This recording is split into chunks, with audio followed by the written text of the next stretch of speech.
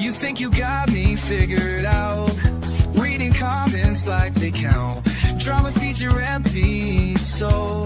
Truth ain't part of your life goals. All your screenshots and your claims, playing victim in your games. Why you always stirring up the top though? Getting out when people call you bluff, bro. Till I jump and give it to your energy, but nobody's buying what you're selling me. Fake it till you don't. Fake it till you don't. Fake it till you don't.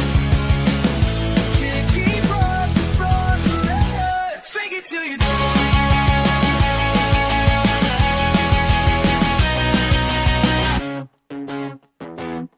Posting receipts that don't add up. Manufactured drama cup, overflowing with your lies. Time to cut you down to size. All your stories fall apart when we dig beneath the start. Why you always turning up the bottle? And now it's people call your bluff. So I take all me with your energy. Nobody's buying what you're selling me. Fake it till you don't. Fake it till you don't. Fake it till you don't. Can't keep up the front forever. Fake it till you don't. Take that L and walk away. Nothing left for you to say. We see through a little show. Time for you to let it go.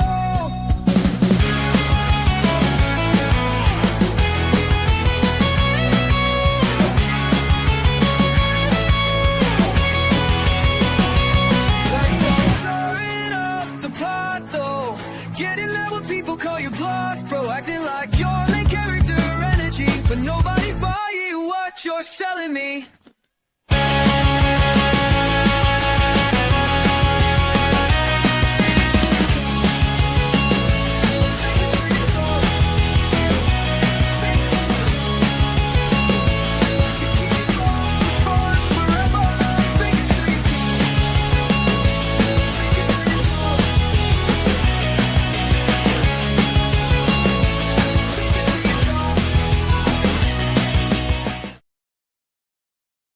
Hi, everyone. Cheers. Oh, wow. We have a great show. We got T from Criminality. Say hi. And What's up, everyone? we got Mark Roberts Cohen. Say hi, Mark. Hi. Hey, what's the How's it going? TRD? Are we a turd? Is that what we No, are? What is- the real dragon.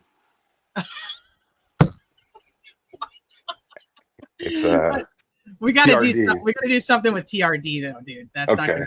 That's it looks like turd. Well, I created a new logo for you. I branded you. Did you see the thumb? I what is it did, called? yeah. All right. Yeah. I just wanted to tell everyone, hey, this is me right here. But I am going to remove my camera because my internet is just not Okay, then I'm gonna great. remove my camera too because I don't want to be the only one looking all fly and shit. I don't want to do that to you guys. Okay, I'm gonna go Okay. off. Yeah. So, all right. If I could figure out how to do that. Anyway, while I figure that out. Yeah, we got welcome to FU. What is it? FU hashtag K it 4. I thought it would be good to really go over the murder sheet book because there, Mark's name is mentioned in there, and just get a better background, revisit the leak. I know probably people are probably a little bit, sick of it, but maybe they're not anymore. But then just give additional context to, what was in the book and go from there. So does that sound like a plan, Let's do y'all? it. Sure. So Mark, with that being said, where do you want? I want to say hi to Mark. I haven't talked to Mark in like ever. It's So been a hi, while. Mark. I know it has Hello. been a while. How are you? I'm doing great. How are you? I am doing good. All is well with the fam? Kids? Yeah, we've gone our separate ways. But the kids are So, okay. That's oh yeah, they're doing great. Yeah. okay. Perfect. You can tell me Yeah. about the other stuff later if you want to, but I'm glad that you're doing well. I haven't heard from you forever. So Yeah. I'm doing good. are we like not on the screen? Are we like where are we? I don't know. I think Are we live? I have it a different view. I have it on the cinema layout, so that might be why. Let me. Do you see me? I do not, but let me change the. Oh, there I am. Here we go. Yeah. Okay. Yeah. So cool. So Mark, floor is yours. All right, right off the bat, Mark. Fuck, hit I it. know, right? You- So yeah. Not I putting do you, I putting you on the spot or anything. I do want to say this before I get into anything. Um, it was a really, really hard time for me back then. And I really felt like the murder sheet did have my best interest and really helped me and were there for me as people. So I don't know. I really don't want to, make it seem like that I'm shitting all over them or anything like that. Um, I don't know. It's hard for me to talk about. I thought I'd be able to get up here and like rattle stuff off, but I Well, should we really do like started. some backstory for like people who don't even know what the hell we're talking about? I mean, or does everybody in chat like they're just like, yeah, we all Oh, know I this? figured we were at that Well, point. yeah, I But don't yeah, know. if you Like, want to should do we find out from backstory, chat? Like, should we do that? Like, I don't know if they Yeah, does everybody in that's chat know what the hell we're talking about and like who Mark is and why we're here? And if you guys already know, then by all means, like we don't have to do backstory, but just for yeah. anybody who doesn't, I'm like maybe we fill in just like a little mini backstory. So the photo leak. I'm the man from Texas.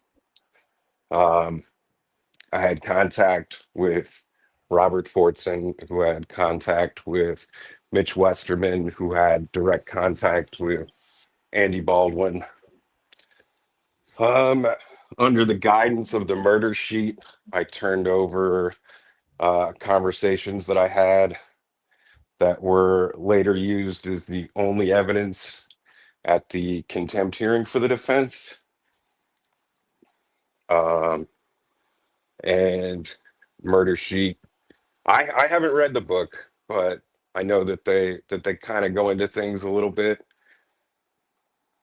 and it's kind of there's some stuff being left out and framed a certain way, and I don't know, it was off-putting, but it's like I said, the more that I think about how I was back then and how much I felt like that they did help me, like it's kind of hard for me to get up here and go against what they say just because like I feel like that they did help me tremendously back then just as people. Mhm. And I really feel like the dynamic of everything changed when they had called me to tell me that uh Fortson had passed, and there was a switch between who they are and present themselves like as the murder sheet, and then after that they were there for me as like Kevin and Anya. So when you said you haven't read the book, right? You've read portions of the book, right? I've had stuff sent to me, and I've had a bunch of people like call me and tell me. Uh-huh. And what was their feedback? Um, One of them was, just like, hey, this is what's said. Um, Nothing that's not already out there. It's just a small part. Like it's fine. And then I had another person who I used to talk to on Reddit a lot who called me who said that, like, hey, this is not the way that they originally portrayed it. You know, uh, I feel like it kind of puts you in a bad light, and that they were, that they were unhappy about it. So I should be unhappy about it. But it's like I told them, like I've been trying to close this chapter of my life for a while. Like I wouldn't have known about any of this had people not like been sending me stuff and like checking on me, you know. So I'm perfectly okay with just fully moving on. Mm-hmm. You know, they want to say whatever they want to say. They want to make me look a certain way. Like if it's better for their brand, I get that because like I know them as their brand and then them as people. And like I said, they were good people to me. And when did you first start communicating with them? Uh, we had a mutual friend put us in contact, and it was originally when the screenshots of the index, when I posted a couple of those, that's when they first wanted to get in contact with me. Was that was like what, September, October? I think it was like August, Oh, August. Okay. Okay. I think. So Okay, so hold. I have a question. Did you contact Murder Sheet or did they contact you? Who was the first to reach out? They reached out first. I had given my number to a mutual friend, and they had reached out first. So was there a text that actually says, I can show you the bodies? No.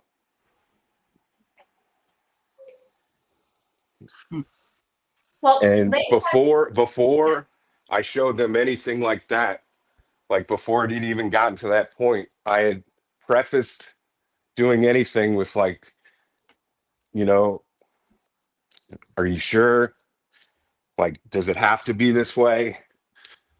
Stuff like that. And I made sure that they were right by, you know, that it was what something wasn't sent and they weren't right there to immediately reply.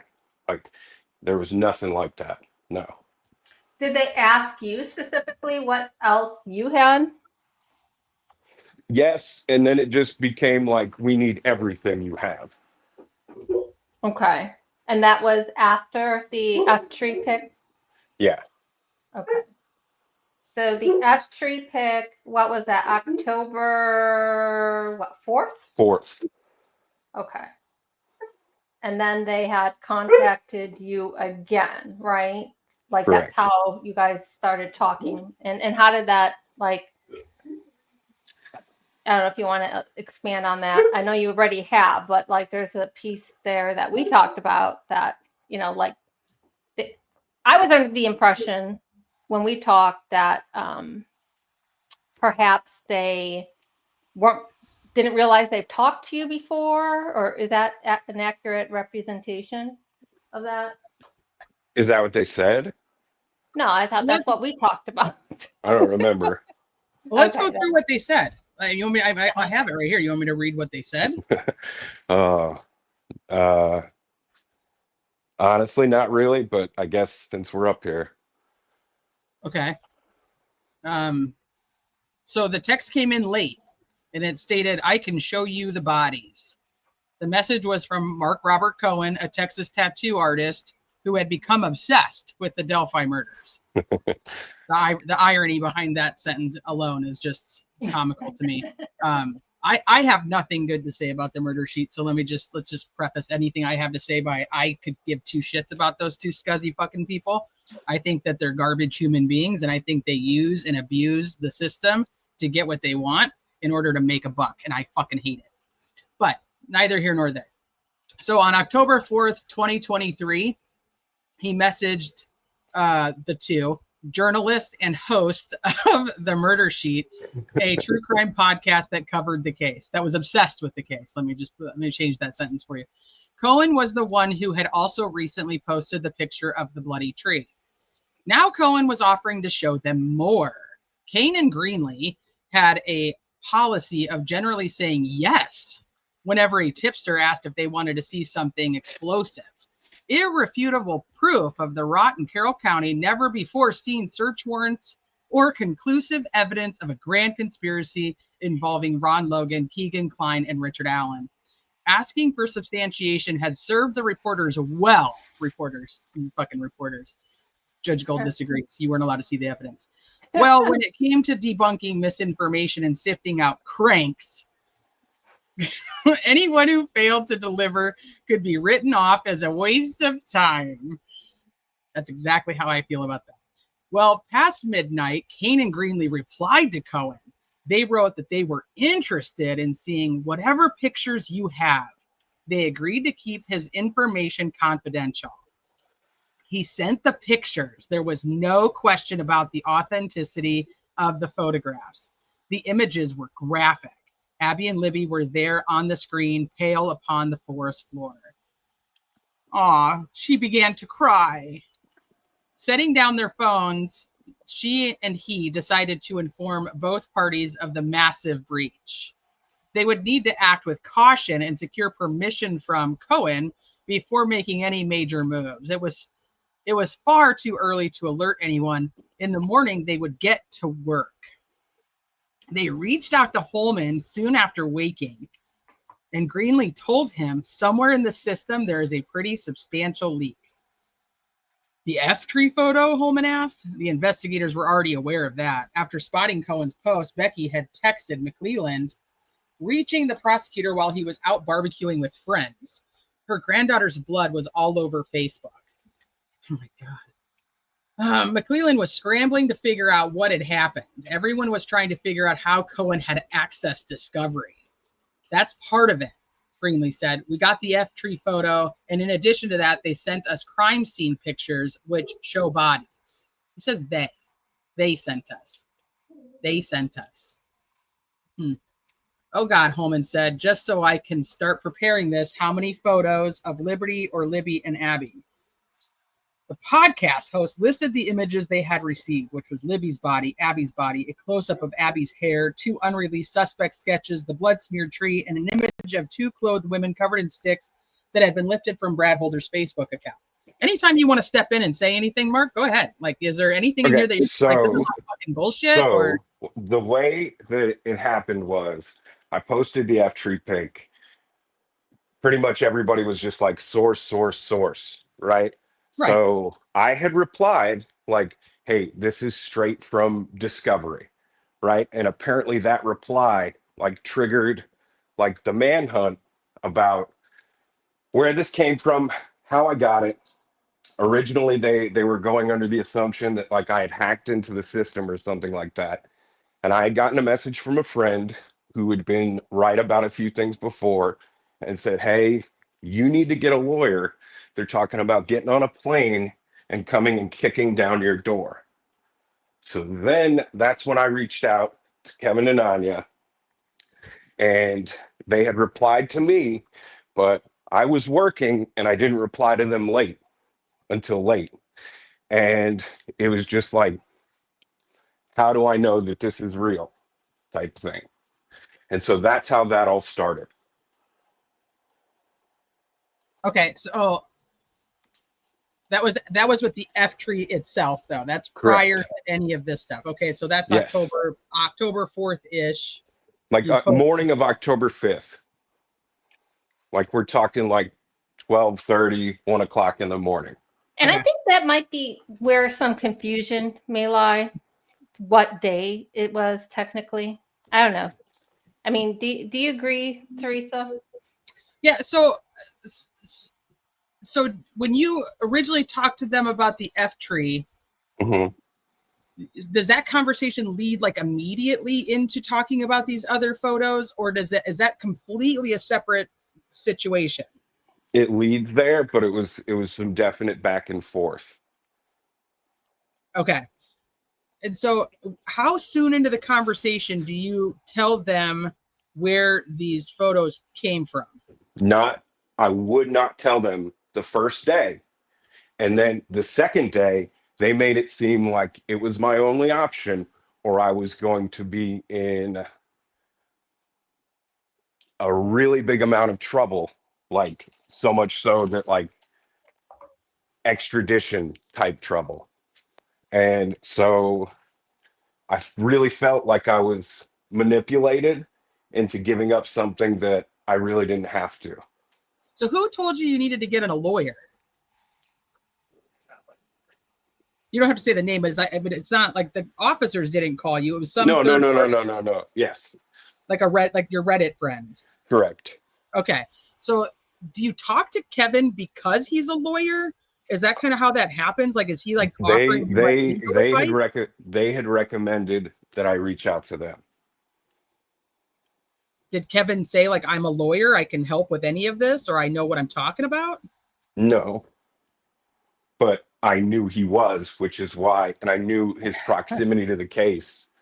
So that's like legal advice, right? Well, it's not, I'm just wondering, like Yeah. is that like where it kind of comes from, like the whole Well, why? yeah, why absolutely. But he never, he never.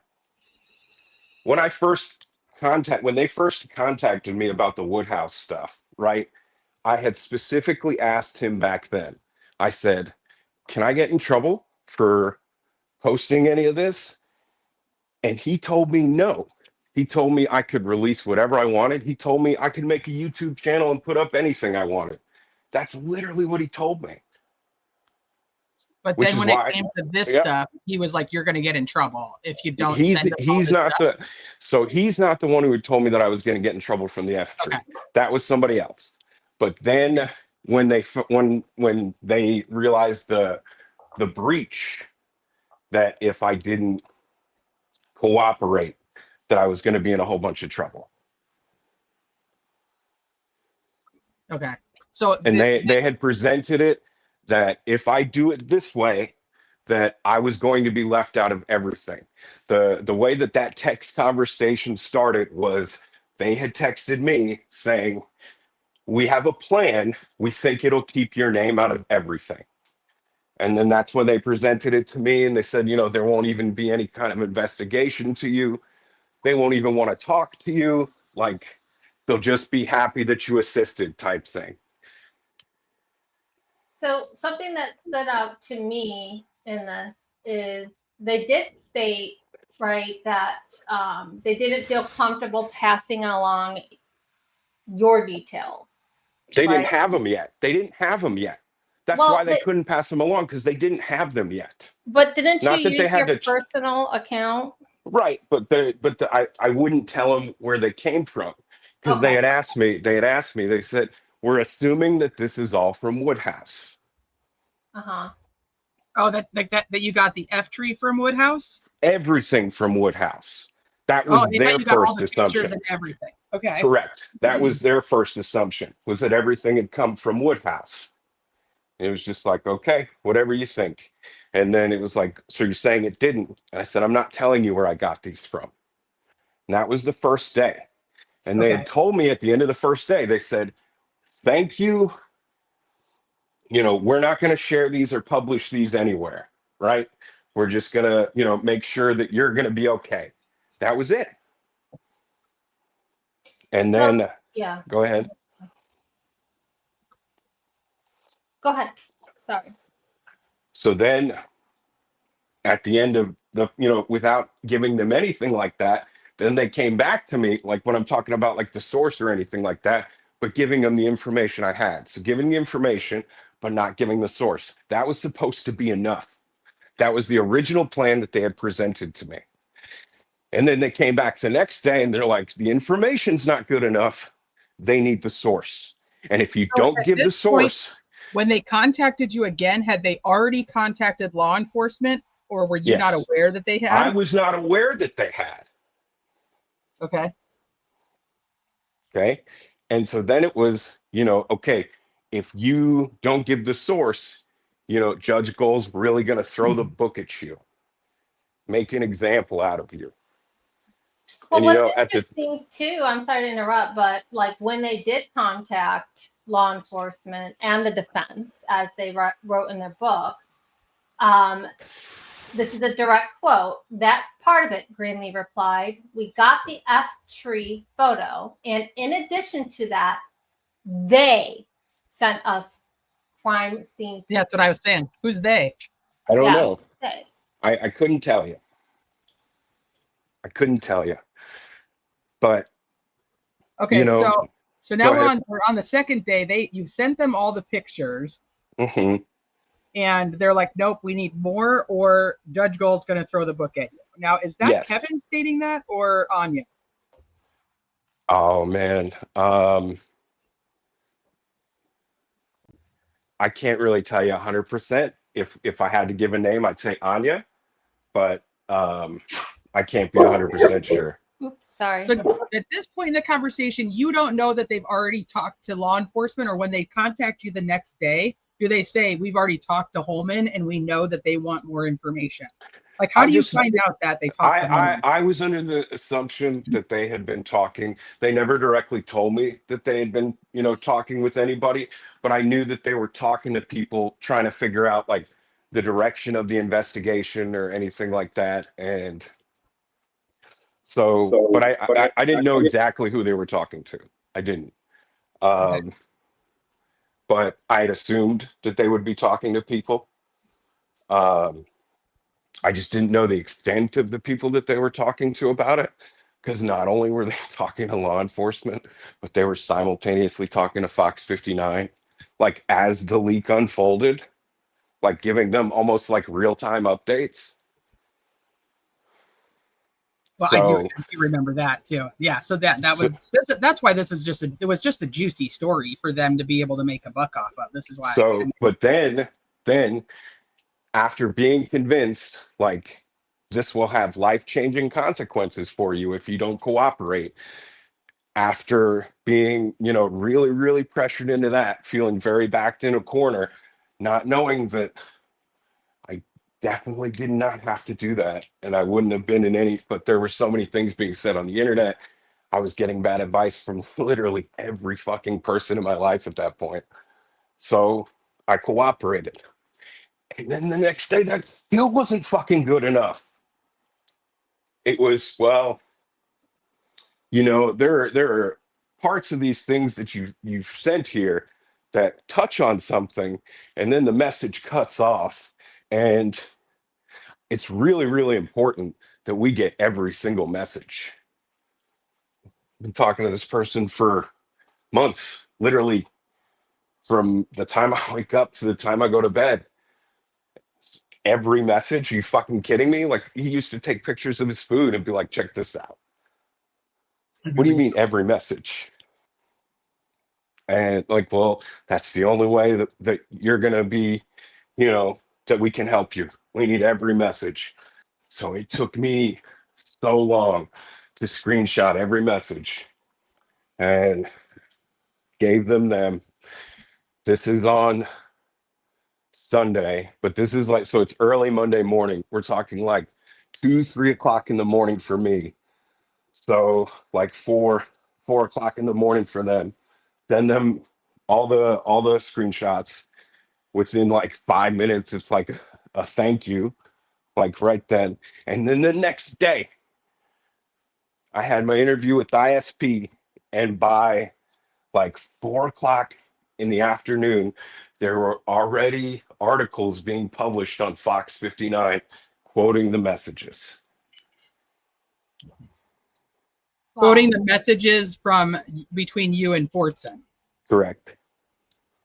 Okay, so when was do you remember, and I'm sure you probably listened to it, but like right after this all went down, they did like this whole leak podcast where they specifically stated that you contacted them in order to get help from law enforcement because you knew the connections they had with law enforcement and that you wanted to turn everything over. Do you remember that? I do, yeah. So like, when do you just kind of the next day, or just like on day number 2, or just assuming they talked to law enforcement, but you don't know for sure yet? Or did you ever say, I want to turn all this over to law enforcement? Because in the book, they specifically say that they're going to start taking care of all of this in the morning. I want to find the quote again. But it was basically like, you have to do this.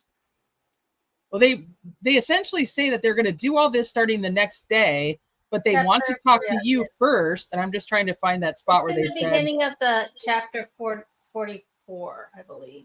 Yeah, but we're going to talk to you first about like making sure that it's okay, like that they do what they're going to do. But they don't ever do that. They just go right ahead. They contact law enforcement, and then they just start basically bombarding you for more information to use and to give to Fox 59 and to Holman, and then Holman contacts you. Or does it somebody else in ISP that contacts you? Holman on October 9th.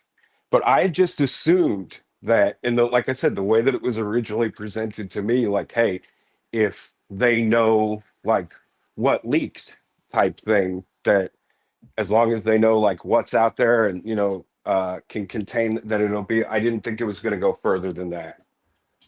So Sleuthy Goosey has a question or a comment here, and I'm curious to know more about this. But she said, yeah, then they likely turned around and showed those messages to Fortson and asked him for comment. Do you know if that occurred at all? I know it was kind of crazy. The 5th, right? So the only thing that I really know from that side of it was Mitch was dating a woman named Ashley. And Ashley had talked to him the night before, and she had told him, you're really not going to get in trouble. The only thing that you're guilty of is being a really shitty friend. Wow. And from what I was told was that conversation really, really got to him. So that's the only thing I know of from what was presented to him on his side. Did they do that? I don't know. They never told me if they did. Do you know if Fortson sent the pictures, the photos to anyone else? See, I did not. We know that now, but I did not. And he had told me that he didn't. And that was originally like how Teresa and I had kind of linked up, because we were trying to figure out how the photos got to Snay. Or at least that's what I was trying to figure out. Yes. And so, well, I think we were trying. I'd done a pretty shitty live about Mark, and many. I'd only done one. I may have mentioned you in other ones, but there was only one live specifically about Mark. And so we were kind of working through our own shit and like just trying to figure out what we thought about each other in general, like whether we wanted to tell each other anything. I think it kind of started with just trying to figure out the timeline on how did Rick Snay get them, and then how does anybody in Murder Sheet find out that Rick Snay had them. So we were kind of just going through like the timeline of events and trying to piece it all together just for sanity purposes. Yeah. And I had no idea. I knew he had told me the name of one other person he was talking to. And it was not the same person who sent the photos to Snay. So when that came out, and I realized that like we have absolutely no idea how many branches there are to this thing, it was like, where do you go from there?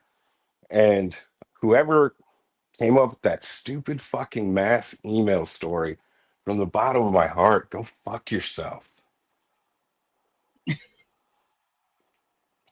There was no mass. Yeah, there was no mass email. Yeah, that was going to be my question. Has anyone shown proof that there's a mass email? I don't even know where this originates, but I've never seen it. So I'm just curious. Well, I think that was just part of what was being said on the back end by people, so that it was like that's how everybody got them, was by this mass anonymous email, because people behind the scenes were sharing them and didn't want to get in trouble for having them or sharing them. So that was kind of like a backstory. I think we proved long ago there was no mass email. There's obviously no proof was ever shown. There wasn't one. So nobody could ever show it.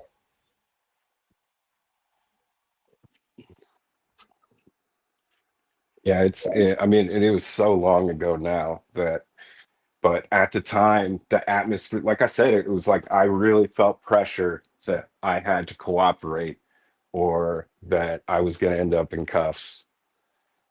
Okay, so that's the first time then. So it is Holman that contacts you, or was it somebody else? I don't know if I let you answer that question. Holman contacted me. This is October 9th now, is when Holman contacted me. And it was this whole big thing because I had broken my phone. The microphone didn't work on my phone, so I I can remember only that. send text messages. And so I had to use my now ex-wife's phone. And it's funny, like when I was going through her phone to text somebody, Detective Holman is saved in the phone. But anyway, he had to call my wife's phone. So he has to wait until like I get home. So I had to leave work a lot earlier to go home and talk to him. And yeah, that was October 9th. So did you already, with all the screenshots of between you and Fortson that you had taken and sent to Murder Sheet, did you crop them to where they didn't know who they were from, or at this point do they know who they're from? They know who they're from at this point. Okay, so prior to the 9th when you talked to Holman, Murder Sheet knows that it was Fortson that was communicating with you. Not only that, but they had told me that law enforcement had already known who Fortson was prior to them going to them with his name. Because apparently, like, Fortson was the very first one to actually like the post of the F tree. Like, literally within 10 seconds, he had liked the post. Mm-hmm. And so I guess they had gone through those and had kind of pieced it together that way. At least that's what they told me, that maybe they were just trying to tell me that to make me feel better, but they had told me that they had already had his name by the time that they went to it with his name. Yeah, they lied. That's a fucking lie. There's no doubt in my mind that's a lie. Just to make it so that you didn't feel bad, like you weren't ratting on your friend or something like that. Probably, you know what I mean? Yeah, Hi, yeah. holy shnikes, good to see you. Hello. Okay, so now we have on the 9th, Holman talks to you and tells you what? Like you're going to cooperate or there's going to be trouble or... Oh, yeah. Yeah. If you don't, turn over everything, if you don't delete everything, if you post or talk publicly, Judge Goal is going to throw you in contempt of court and we'll come get you. So what do you say to him? Like, okay, like what else do you want from me? Like, Yeah, I was like, understood. Like, I won't comment or post anymore. I'll delete it. Like, I don't have anything else. Is there anything else you need? And then he felt the need. He's like, when he's like saying who he is at the end, I forget why he's telling me his name again at the end. I was like, I know who you are. And he responds back with, huh, don't believe everything you hear. And then I remember, I don't know why, but it was the only time I was ever going to talk to Jerry Holman in my life. So I hit him with it at the end. I was like, I had always thought that Bridge Guy was Ron Logan. I'll never forget it. He just laughs and go, ha, ha, ha, ha, ha. He's not. That's funny. he's such a fucking douche. Can't stand that guy either. So, but yeah, that was October 9th. Okay, Yeah. so And wait, one very important thing, other than one of the I can't believe I almost left this out, but they very specifically told me more than once that I had to cease contact with Fortson and anyone else associated with Fortson, and that they would be monitoring. And if I made any kind of contact to try and get him to delete anything or him telling me to do it, that I would also be held in contempt of court. that's what Holman told you or Murder Sheet told Yes, no, that is what Holman told me. you? Okay.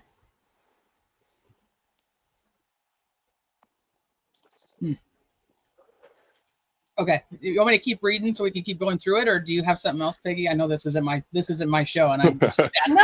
I really appreciate it. I'm like, you are like the queen of this. no, not at all. I know not, you not in any so way, shape, or much form. Absolutely time. not. Yeah. So the point where I'm at is I've talked to Holman. They have the screenshots. Mm-hmm. I really don't remember what happens. Like, I think really nothing happens the following day. And then if I'm not mistaken, the day after that is when Fortson passed away. Correct. And so I was just under the assumption that life was moving on, and they had tried to get in contact with me, but again, I was having phone problems. And so they were like, no, it's really important. Like, we need to talk to you. And so I had to borrow my buddy's phone. And I went outside. I'm at work. I go outside. They call me. They tell me that he's passed away. And I just fucking lost it. Like, I could not stand. I broke my buddy's phone. And then after that, it's like I told you, like something in the dynamic of our relationship had switched. And maybe because they saw, how heavily this affected me. And it was like, okay, let's just be people for him now and not worry about like the back end of this. Maybe that's me wanting to believe that, wanting to see the good, but that's just how I feel. And from then on, like before, they used to call me and text me from a text now number. But after that, like they both called me just to check on me from like their personal cell phones. And they And weren't that, like trying to like hide any. and did they tell you how they knew that Fortson passed away? I didn't ask. I didn't even ask. I didn't ask. And this isn't like,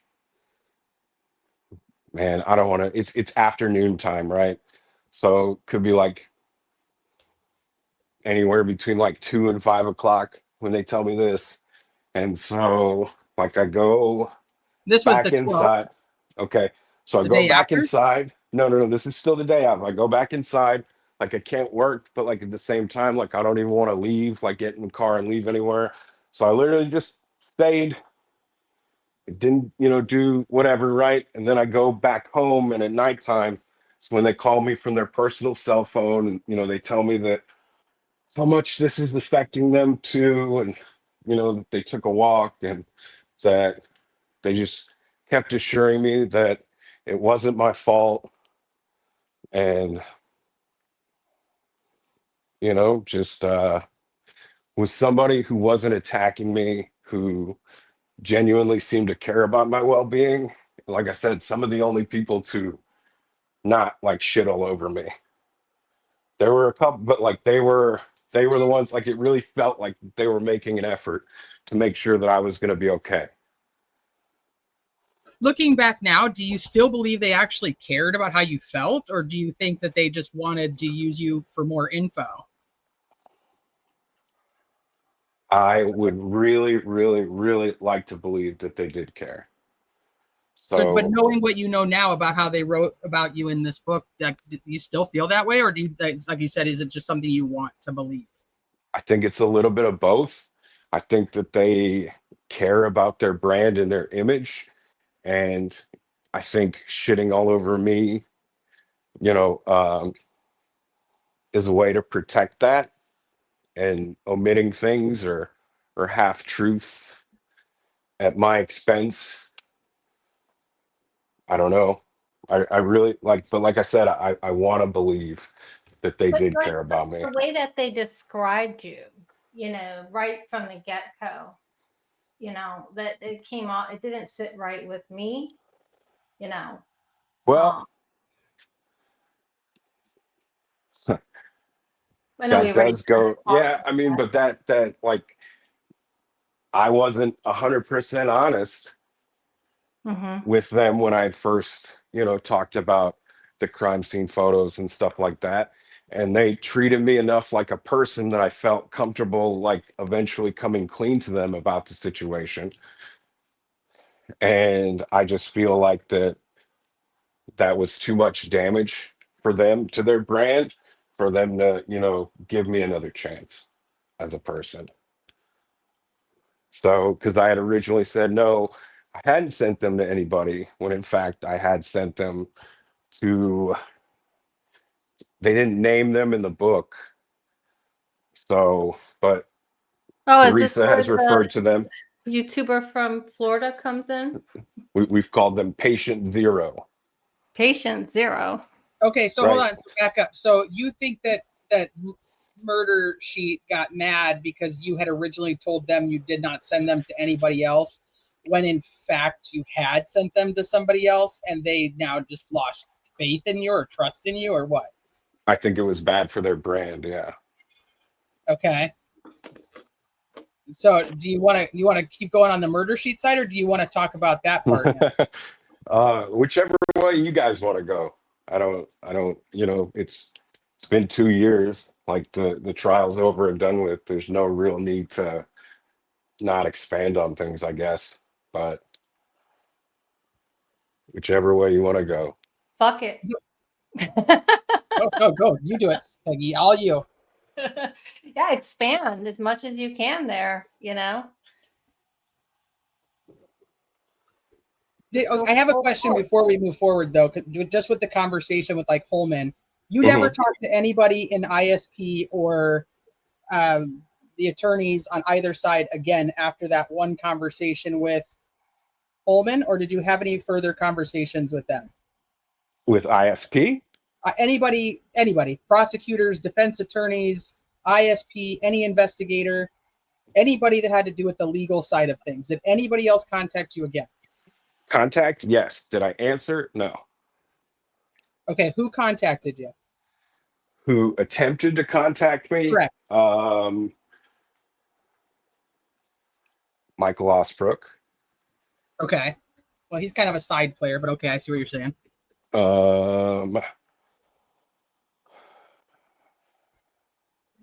Let's see.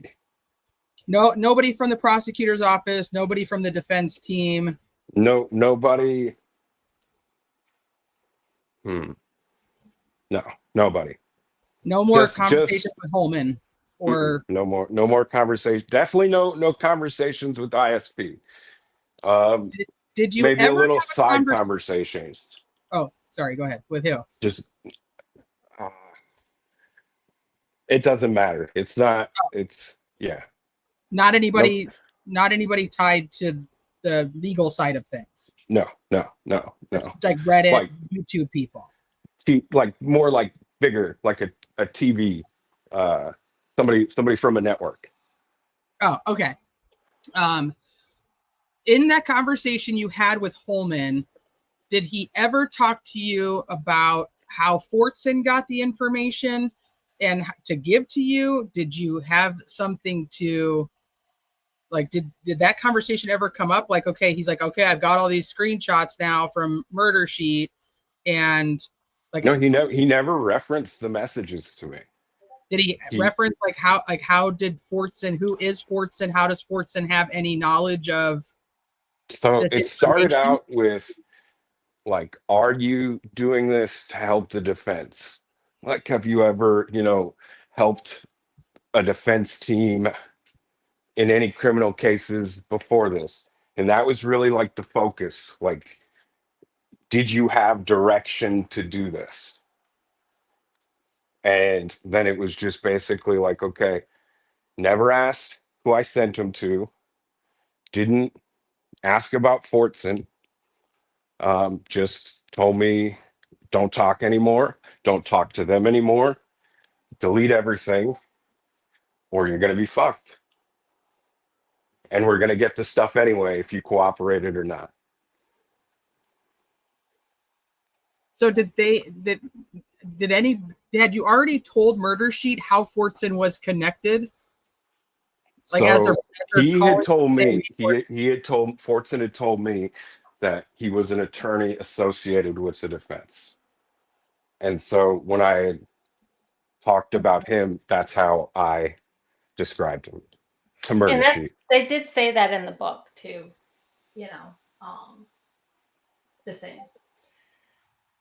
Oh. I don't know the exact quote, but I recall seeing something along that line. Yeah, let me read a little and more. Then so but if you're wondering about how they went from Fortson to Westerman, they did tell me how they did that. Who did? Murder Sheet. How? So they said that after I had given his name, that they had went to his Facebook profile, and at this point, nothing's locked down. It's all public. And right on the, like, scroll down just a little bit was a picture of him, Mitch Westerman, and someone else from their military group. And they had already talked to Mitch Westerman in March, so they knew who he was immediately. Around what time was this? When they told me it was Mitch Westerman, Yes. and it's sometime between Saturday and Sunday. Because it's definitely before I talked to Holman on Monday. Interesting.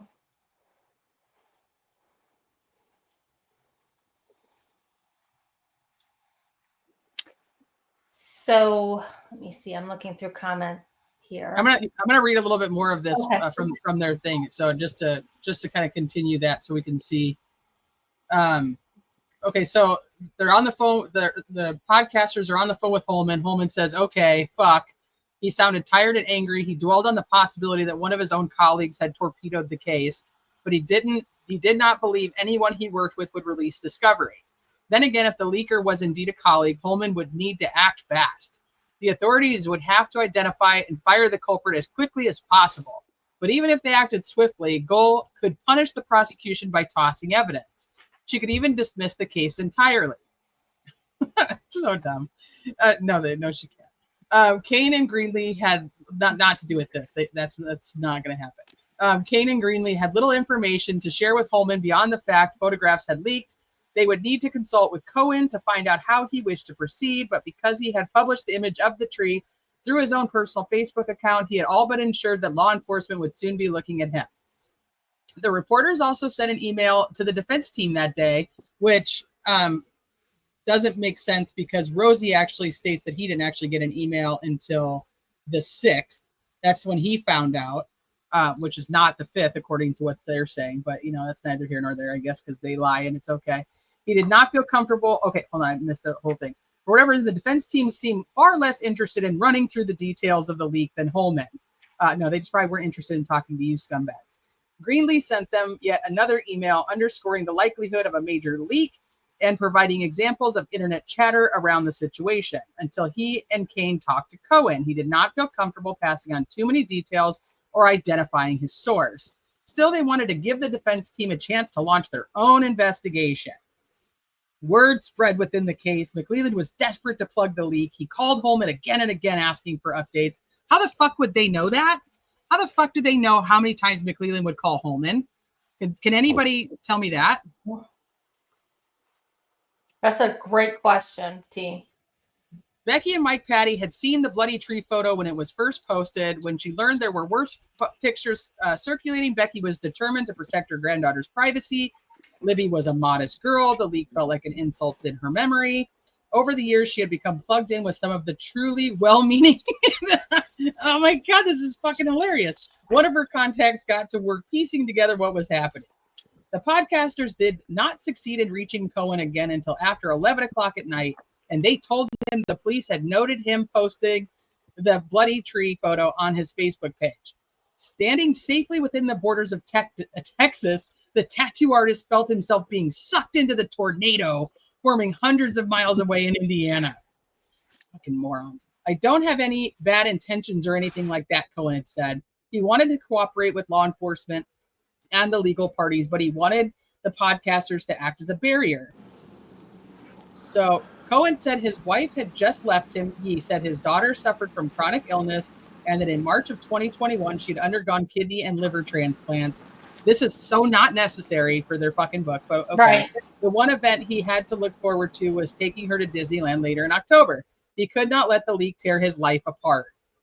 Not now. He told the reporters the name of his source for the images.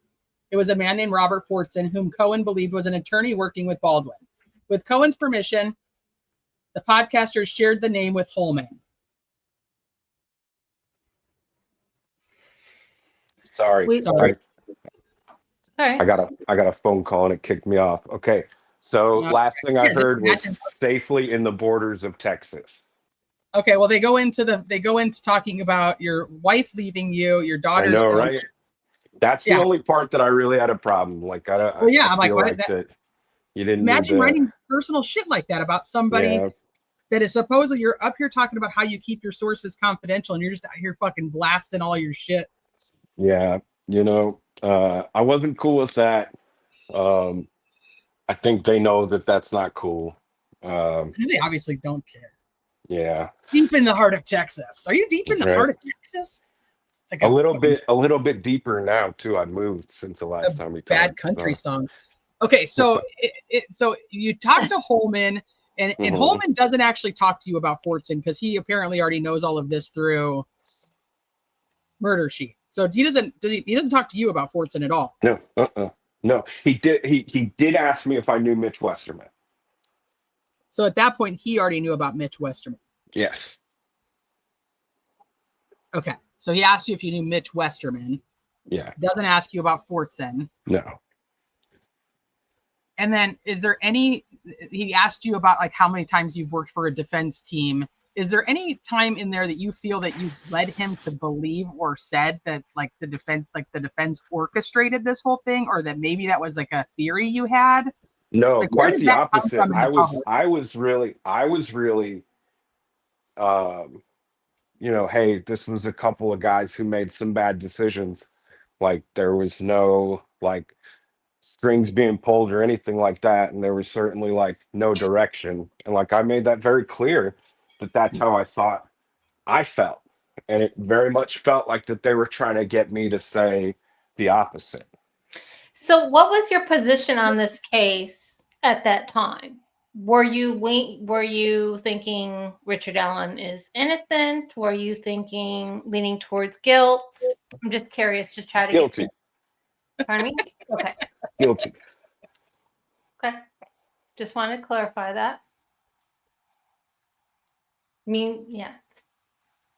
So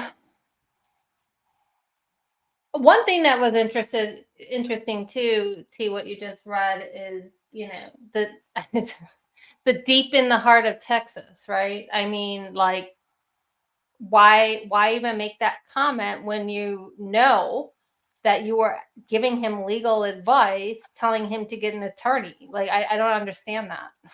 The murder sheet didn't tell me that. Somebody else told me that. I thought you said that the murder sheet. No, I did not. I said somebody else told me that, and they recommended that I talk to the murder sheet. Mm.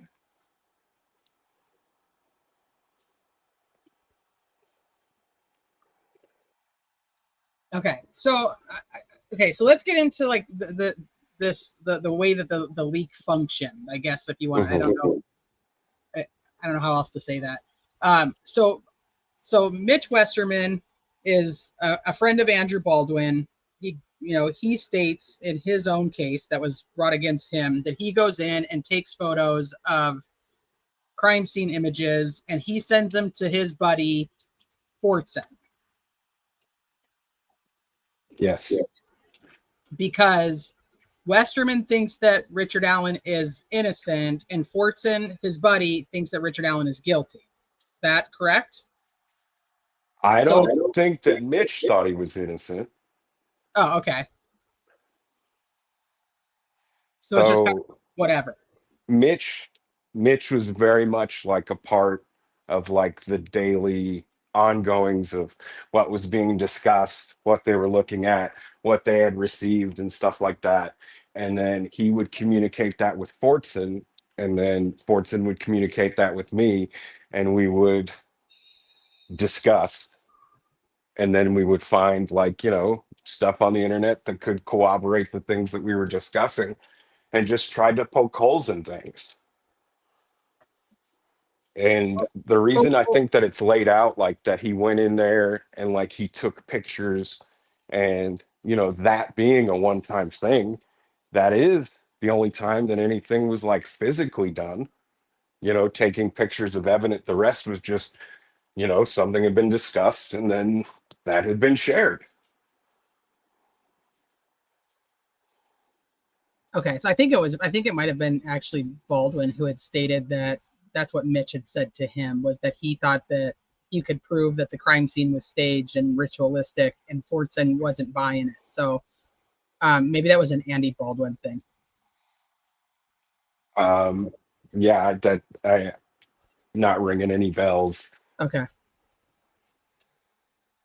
Okay, so you get the photos sometime in September from Fortson, and they're not all coming to you in like batches. Like he's giving you different pieces of information that he's being told or shown, and you guys are discussing it, going through the internet, seeing if you can say yes, this obviously could have happened, or there's no way this could have happened.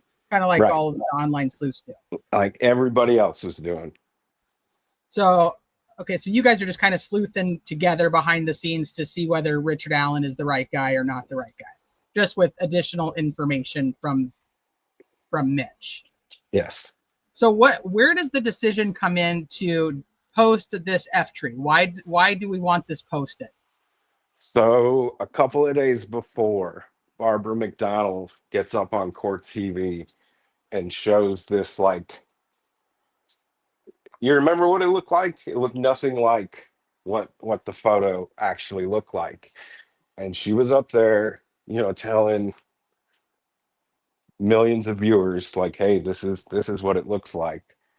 And she was also telling people that her information came from law enforcement.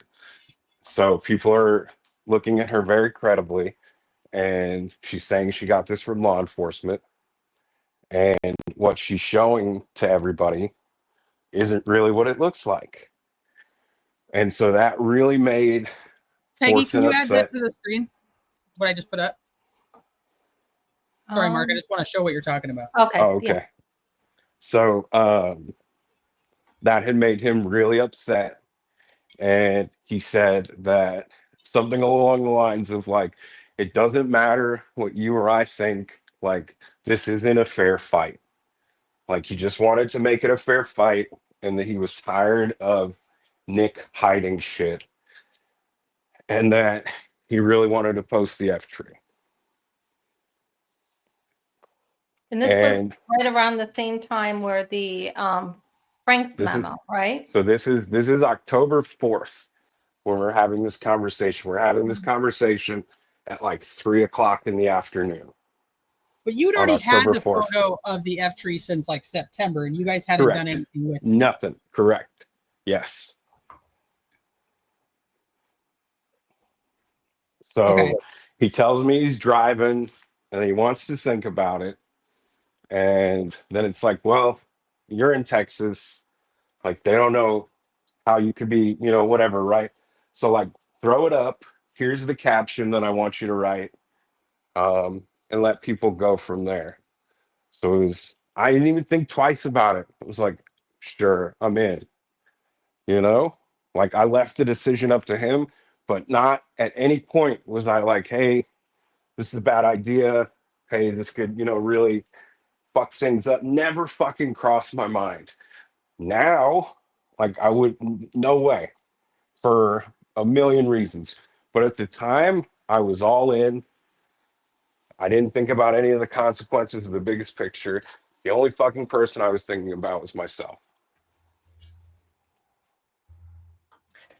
So what they said in the book too was the images that they've received, which consists of Libby's body, Abby's body, a close-up of Abby's hair, two unreleased suspect sketches, the blood smear tree that we're looking at right now, and an image of two clothed women covered in sticks that have been lifted from Brad Holder's Facebook account.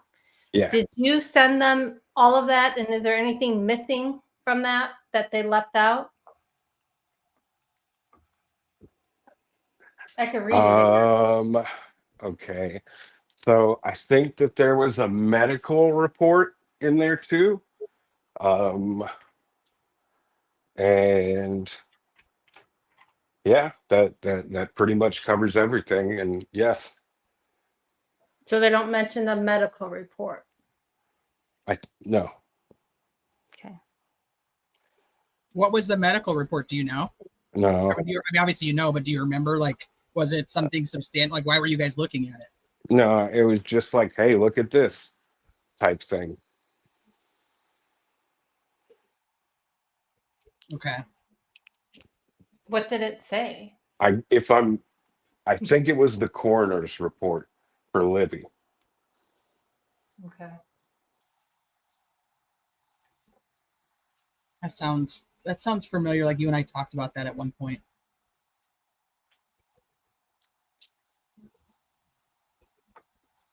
All right, so we're up to the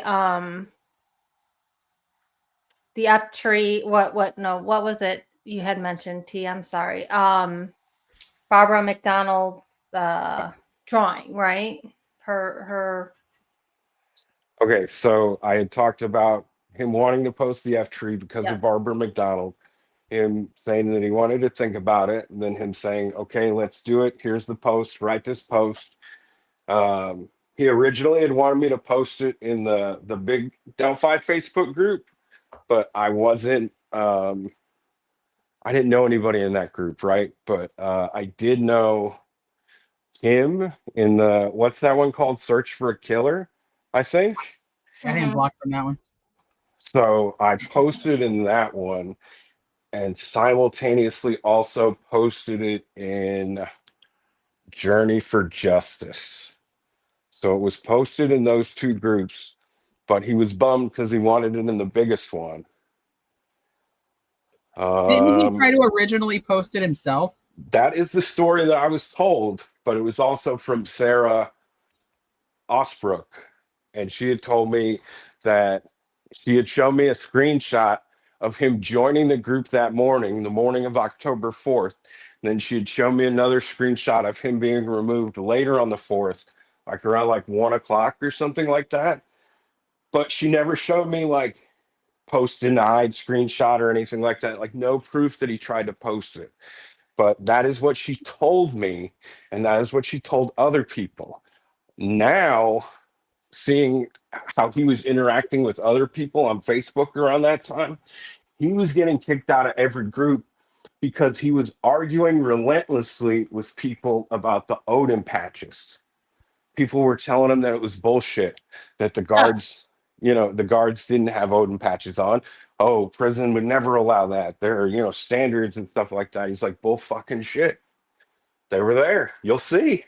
And every admin was just like, no, get out of here, buddy. Like, quit spewing that garbage. And he was getting kicked out of lots of groups for that at the time. So I don't believe that he tried to post a pic that morning. I believe that he wanted to post a picture in that group as a way to be like, look at this, bitches, when they kicked him out for being right before type thing. Okay. And then he tells you like, hey, I can't post this, so like, can you take care of it for us? Yeah. Yep. Like, and let's No, just it try didn't to say us, just like you post it. Like there was Oh, okay. never any like that we were gonna, it was kind of we had never discussed it, but Okay. it was kind of under the assumption that since I had an association with Woodhouse, that's just where everybody would have thought this came from. Mm-hmm. Okay. And so I think that's what made him comfortable with it. So this might be a question. I don't know if you know the answer to this, but Mm-hmm. remember how like McClelland had said, like Becky reached out to him about the leaks of the crime scene photos, and that's how like he found out about it. Do you have Mm-hmm. any clarification on like how Becky would have known about the crime scene photos? Or Oh no, no idea. Is that having to do with just the F tree? Because the way that Murder Sheet puts it in the book, it's like she reached out to them about the F tree that she had seen online, and that's how McClelland and Holman knew about the F tree already. So they had told me, the Murder Sheet had told me that the first people to contact police about the photos was Becky Patty. And it was about photo, the F tree. So not photos. No, photo, the F tree. Okay. And then, so the first time anybody learns in ISP or the prosecutors or whatever is through Murder Sheet, according to what you know. Is there somebody else that's No, there? Becky Patty. is how ISP hears about it first. That's what Murder Sheet told me. About the Murder bodies Sheet. though, or about the F No, tree? no, no, no, no, no, no. Okay, that's about the F tree. Okay. Through the bodies. Yeah. Murder Sheet told me that that's where they found out about him was through Murder Sheet. Wait, hold on. Murder Sheet told you they found out about him through Murder Sheet? No, Murder Sheet made ISP aware that the leak Oh, okay. had the bodies. Okay. Like I said, I just thought that providing the information that had been leaked would have been good enough. So when Pullman tells you on the 9th that you can't talk to Fortson or anybody else anymore. Right. When was the last time you actually communicated with Fortson? And then when was the last time he tried to reach out to you? Okay, so the night of October 5th was the last time that we had talked, and he had sent me a screenshot that Matt Sullivan had posted in his group, and it said something along the lines of like, hey, I hear the photos of the bodies are out there. They won't be allowed in this group or tolerated or whatever. And he showed me this. You have to keep in mind that I'm under the assumption that I'm the only person that he sent them to. And I have no idea how they could have gotten out like that. And so I told him, I was like, I have no idea what he's talking about. And he didn't like directly accuse me of anything. He's like, we'll see type thing. And so that's the night of the 5th. And then he tries to get a hold of me again just by sending a message saying, hey, on Sunday morning. And then on the last time that I don't remember the date, but it was just a bunch of times on Facebook. And I had the conversation muted, so I wouldn't have even known if he had messaged me. I'd only pulled it up after he had passed. And it was, hey, what's going on? You need to delete everything. There's a message that's been unsent, so I don't know what that says. And then it says, give me 5 minutes, call me. And like I said, I never even was notified of those. It was muted. What dates were those? That was from when to when? I think that was October 8th. Okay. I think. And then there were a couple days in between when he tried contacting me that I had seen him like maybe like something. I think I had noticed like we hadn't blocked each other or anything like that. And I think I had seen him like, interact in a group or something like that. And then that was maybe on Monday or Tuesday. And then Wednesday is when it happened. Yeah, on the 11th. So that's, I'd have to pull up my calendar to see the actual days of the weeks. Yeah. So, So you never had go ahead, Peggy. I'm gonna no, go. and then if this was already stated, I apologize. But did you tell Fortson that you told Murder Sheet? Yes. Okay. Thank you. Go ahead, T. Your turn. You told you told him that you had talked to Murder Sheet? What, on the 5th? No. Yeah, the 5th. Before, like I told him, I was like, look, I've got nothing to do with any of this. Like I'm not trying to get me or my family in trouble. Like the only people that I've talked to are Murder Sheet. That's what I told him. Okay. You never had any direct contact with Mitch, though. Did you know Never. about Mitch? Nope. He was only referred to ever as my guy. No idea who he was. So you find out about Mitch through Murder Sheet, essentially. Yes. Okay. And then you want to talk about the GoFundMe and how all that happened, or should we do that when we're talking about the leaks? I mean, so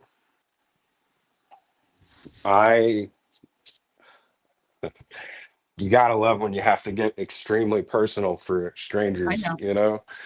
Just You don't have to basically go like into I too had much a detail about it if you don't want to. it was my daughter's make-a-wish to go to Disney World. I don't have a set income. November is the slowest month of the year for my business.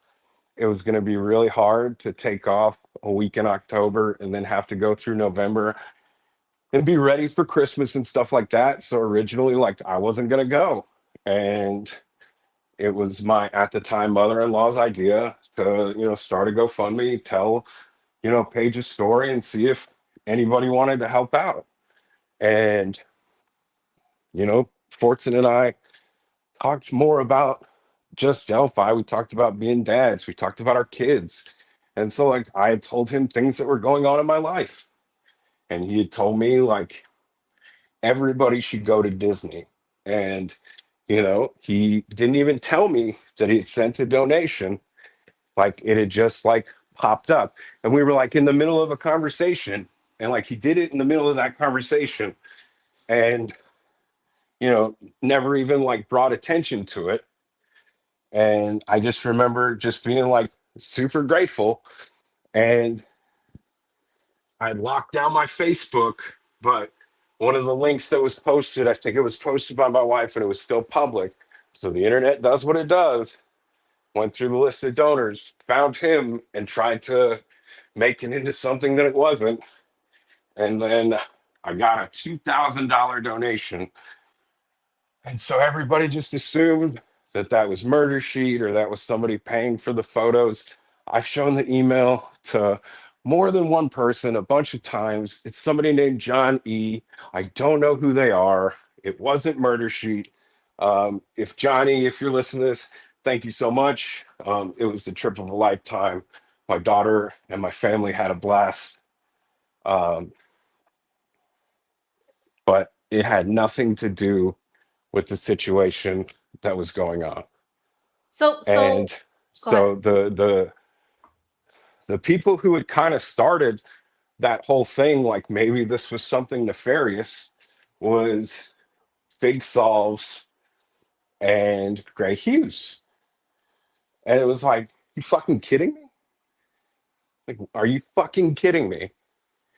And so Murder Sheet had kind of told me that they were going to do an episode at the end of the week. And they had originally asked me if I wanted to remain anonymous or if they wanted to identify me. And I told them like what was going on about the GoFundMe and like it really bothered me. And if they really could just be like, hey, this has nothing to do with it. If they could please do that.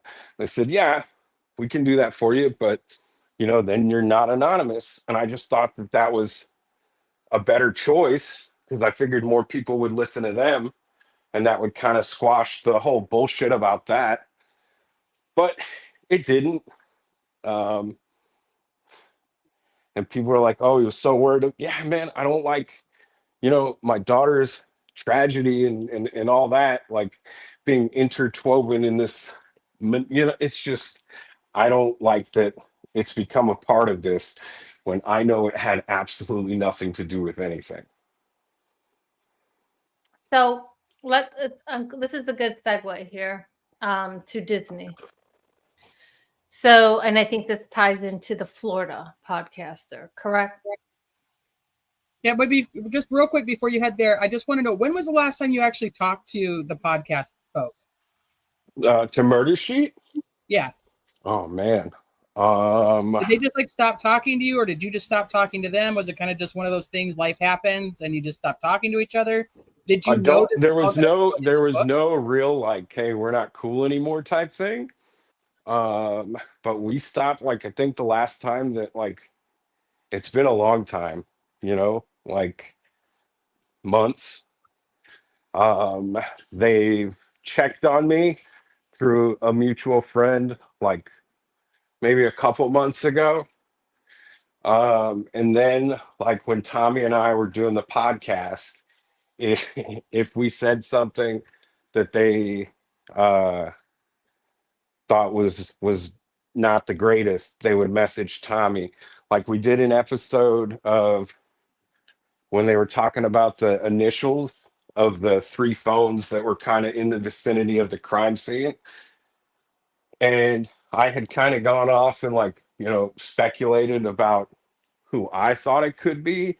And I guess I was way off the mark. And so they had messaged Tommy like, hey, can you tell him he was way off the mark? So I know that they were still like listening to what I was saying. I'm sure they'll Why listen didn't to they just this. message you themselves? I don't know. Well, I don't have social media anymore. I only have a Discord that I barely check. So I don't know. But they have my number. I don't know. That's weird. Okay. But yeah, it's been a long time. Like 2024-ish? Or back in Yeah, 2023 for when all sure. this was For going sure. on? For sure. Like definitely before like a when did trial start? Like months before trial started was the last October time. 2024, so months before Yeah. that. So closer Yeah. to beginning, middle of 2024. Yeah, I'd say like beginning of 2024. Like between like January, March-ish.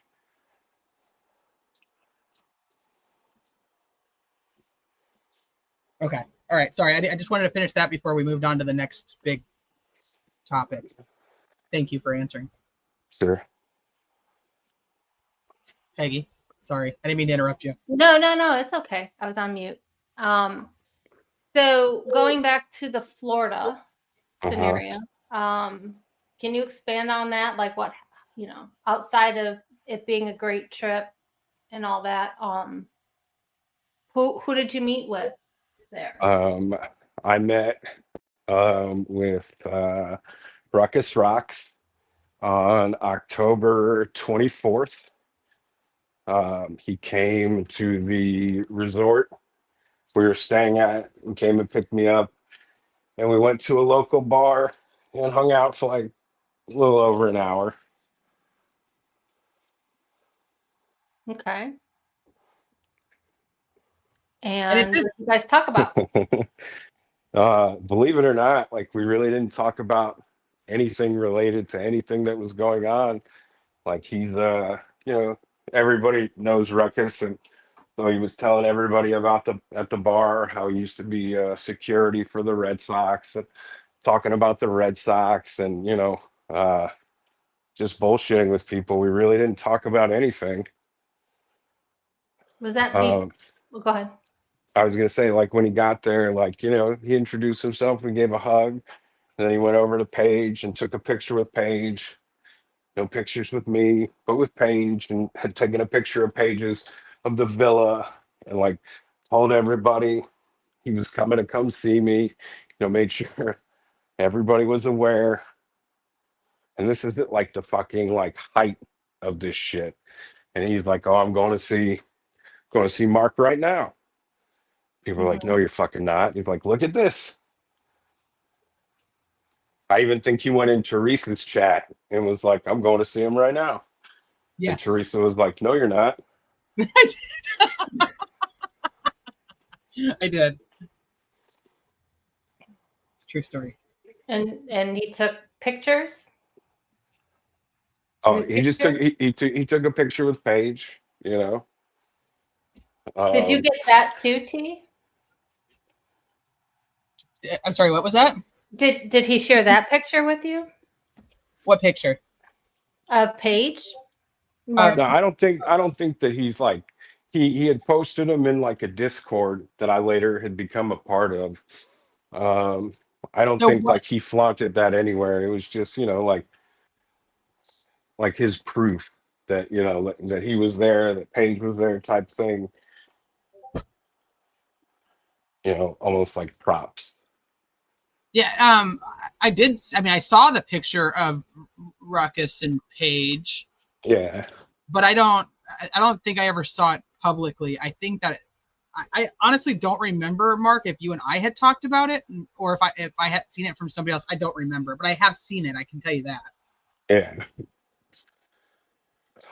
And then where I fall here, it's just a very difficult situation to be in, because after this went down, Ruckus was one of the only people who was going out and like publicly defending me, and like not doing it once, but doing it 2 or 3 times, but like at the same time, like everybody had assumed that I had just blasted the pictures everywhere, but you know, that wasn't the case. And originally, like when I had them, he had really, told me that he sees things a lot differently than other people because of his background, that he's investigated so many things, that the crime scene will tell him a story, and he can see things that I can't, and just that it would really, he could really help out if I showed him.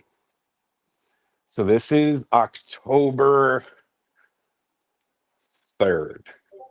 This is before I post the F tree pic on Facebook, where I'm just having a conversation with Ruckus and telling him about like what I've seen. I've told him like yes, I do have these. No, I'm not showing them to anybody.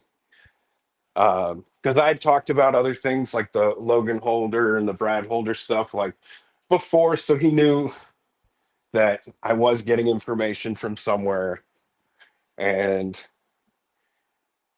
I sent them to Ruckus, and months later,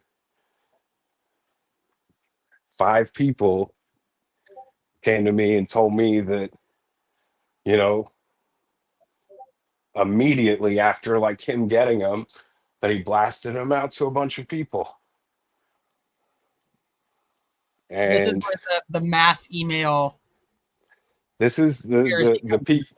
I think that this is a big part of that. Yeah. Okay, And so like it was, I have to go ask ahead. then, Holman had told you to delete everything Correct. back on October 9th, but now we're on October, what, 18th, you said, or something No, we're along. on October 3rd. I said this was before I'd even posted the F tree pic. This Oh, is October when 3rd. you saw Ruckus? No. This is a conversation. Okay. I saw Oh, I'm Ruckus sorry. after I had given him the photos of the bodies. I sent the pictures to Ruckus on October 3rd. I saw Ruckus on October 23rd, like in person. Oh, I got you. Okay, I Okay. got you. But I've been talking to him online since like August, since the Woodhouse thing. He reached out like everybody else did when the Woodhouse shit started. So October 3rd, I send him to Ruckus. And then it's not until many, many months later, like February, that more than one of my friends was like, I got to tell you something. I didn't get these pictures from an anonymous email. I didn't get these pictures anonymously texted to me. This is who sent them. And so the first one blew my mind so much. I went to go talk to another one of my friends. It's like, man, I can't believe this shit. And they're like, I got to tell you something. Same thing. And it happened like 5 times that day. So were you ever able to have a conversation with Ruckus about him sending out the photos to other people, or no? Yes. So And I had went to him after I had proof, like people had sent me proof. And I was like, look, man, I was like, I know you sent them to this person, and this person. And he told me, he's like, no, people will lie and manipulate to hide the truth and stuff like that, right? And so then I had sent him like a screenshot, and I just said, this is your one chance. Like, I'm over it, water under the bridge, we can move on type thing. And he just said, done. And that was the extent of the conversation. I just wanted him to know that I knew, you know? 'Cause, like, what am I going to do now? yeah, let's at least just clear the air and say Right. how it is. I Okay, wanted him to know that I knew. so October 3rd was when you had sent them to Ruckus. And then Correct. October 4th, 5th, whatever, right there, you send them to Murder Sheet. And that's when Murder Sheet thinks you haven't sent them to anybody else. Correct. If Yes. Ruckus Rock's the only other person you sent them to or showed them to.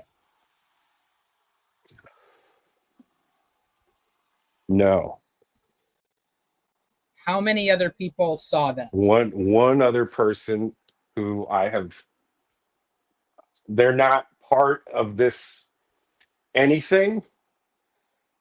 So there's no way that they would be able to chime. But no, it was someone in my What do you personal mean? life. Oh, in your personal life? Yeah, someone in my Okay. personal life. Okay, so October 3rd. So how do we know that Fortson sent them to somebody else? The only reason I know that is because in one of the filings, like leading up to the contempt hearing, the defense is going through their investigation, and they get to the part where they talk about Rick Snay, and Rick Snay says, "Oh, I got them from Kyra De Bruin." So then they go talk to Kyra De Bruin, and Kyra De Bruin says that she got them from Lordless Warrior, who's Robert Fortson. Okay. That's the only way I knew. And I had absolutely zero clue he was talking to her. I don't even know what her Reddit is. I couldn't tell you.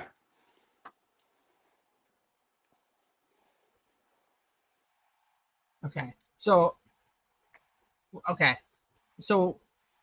we know you said about 4 or 5 people that you believe showed you that Ruckus had sent the photos to them, and then they obviously kind of get spread from there. I'm assuming. And then again, I don't know how many people they had originally been sent to in the first place.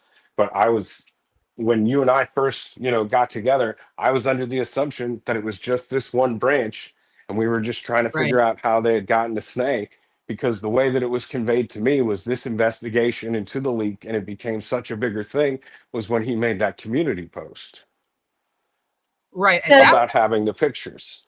yeah. Mhm. So Snae's in the chat, Uh-huh. and he's asking for a link. Excuse me, not leak. Oh my gosh.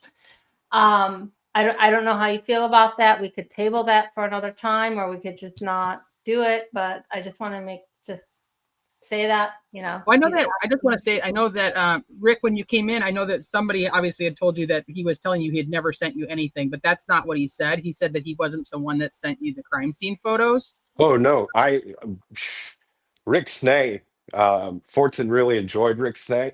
Fortson was a big fan of wrestling, right? And he would always use like wrestling phrases when talking to me. And no, he liked Snay. So anything that I shared with Snay, it was okay to share with Snay. Um, so like the stuff about the Frank's memo, um, yeah, a lot of things. Like, but no, I never sent Snay the bodies ever. Okay, so I don't know what you got to do about a link, or you want to deal with that later. I don't know. That's not Nah, my, that's okay. Okay. So I want to kind of just back up for just a hot minute before we go too much Mhm. further into actual photos, because you were aware that the Frank's memo was coming out. Correct. And so that information had also gone out at some point to people. Do you know, did you share that information with anybody? Was Fortson also sharing that? Do we know any of that? I had shared it with Snay, and Fortson was aware that I was sharing it with Snay. Now, I don't know of other people who may have known that it was coming out, but that's my part in that. I knew about it. I was allowed to tell Snay about it. I told Snay about it. Okay. Because we know that there was other people that were posting before the Frank's memo came out that something like the Frank's memo was on its way and should be coming out. So it was definitely something that was being spread also. From my side of it, that's all that I know. Okay.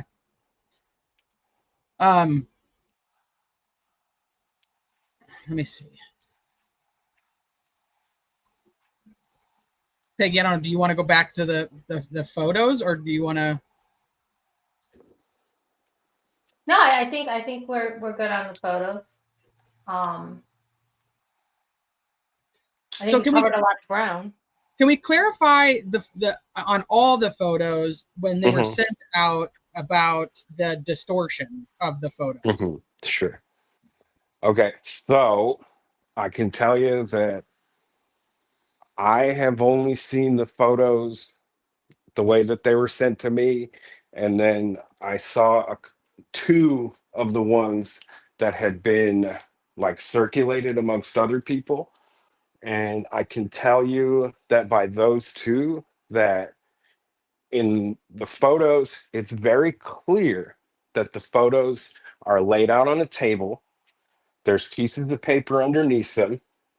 And so that was taken out to make it just look like it was just a picture of the photo. So the placement of the photos was made more center than it actually was. Um, in each one of the photos, though, it had like a glare to it. And I remember before, like he had felt comfortable sending the photos, that he had told me about this glare. And then he's like, yeah, so if I send these, they're going to know that, that they're theirs. Like in the photo with the close up where it's supposed to be the antlers, there's a mouse cursor in Mhm. that photo. And there was really no way to, like, anybody could take that out. But yeah, like you can tell that the original copies of the photos were not as center as some people made them. Like you could tell that it probably was somebody trying to take a picture and trying to be stealthy about it, you know? And that was what was changed.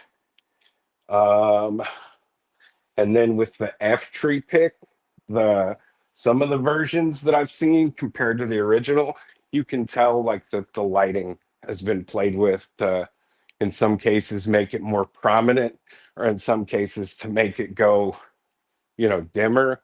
And the original like has the full evidence tag on it.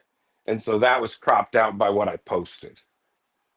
So like I cropped that one out. I didn't mess with at least by the time I got it, I didn't mess with the filters or anything. I did later, like when I was, not, by myself, just messing with stuff, right? But not what I posted. What I posted was what I got. So there, Um, the F tree is so that you just cropped it. mhm. Was there any lighting changes or anything along that? No, I mean, I feel like in some of the ones that I've seen, you kind of it gets lost that the photo was taken at night. So just know like that the original picture, it's very obvious that it's taken at nighttime. So if that's lost in the picture you're looking at, it's been distorted. Okay. And then, so if you remember, like when it was originally talked about, like online, there were these 4 photos, right? Hmm. There's a photo of Abby, a photo of Libby, a photo close up of Abby's head, and I'm trying to remember the 4th one now. Why can't I remember? It's a photo of Abby's leg with the stick on her leg. So what Murder Sheet says is Libby's body, Abby's body, a close-up of Abby's hair, 2 unreleased suspect sketches, and the F tree, and the weird shit that Brad Holder had on his page. Okay, so now, so there are 2 things that they're not bringing up there that were definitely part of stuff that I sent. The first one is a picture of the stick, and it's like zoomed in. And I don't know if Fortson zoomed in or if this was like the way that it was given to him, but it was supposed to show that the log had been freshly cut. And I don't know shit about wood, so like I couldn't look at that and tell you one way or the other. It's just like that's what this is supposed to be. Look at this. This is fresh cut wood. This is the stick. So there was that picture. Did it have And a then evidence tag on it? That one no. before you cropped or whatever? Mm-mm, Okay, no. go ahead. Sorry. And then the other one was the stick formation on Abby's leg, and this picture was on the left. And on the right was the symbol on Brad Holder's hand. And that was like, one of those collage pics where it's the 2 pictures that are separated by the middle. And it's you know, like it's one picture with two images. So that was part of it. And so there's a part in the contempt hearing where Rosie's like, I've never even seen this, you know, and people are like, oh, what's that? That's what that was. That was a picture of sticks on Abby's leg on the left, and on the right, somebody had taken the symbol on Holder's hand and had put them up next to each other. That's what that was. So I'm assuming that either Fortson or Westerman had made that, and that's why Rosie had never seen it. And that's why, like, that's his testimony where he said, I never seen that before, right? Yeah, that's what that is. Okay. So then they're leaving that out too, right? Yeah. Well, yeah. Okay. So they left out the I don't want to say autopsy because I'm not sure if that's what it was, but the medical report and that. The report, was the report like a page, or was it like 10 pages? No, it was just one page, and the majority of the information had been redacted. It was like a page. A page, like the first page. Okay.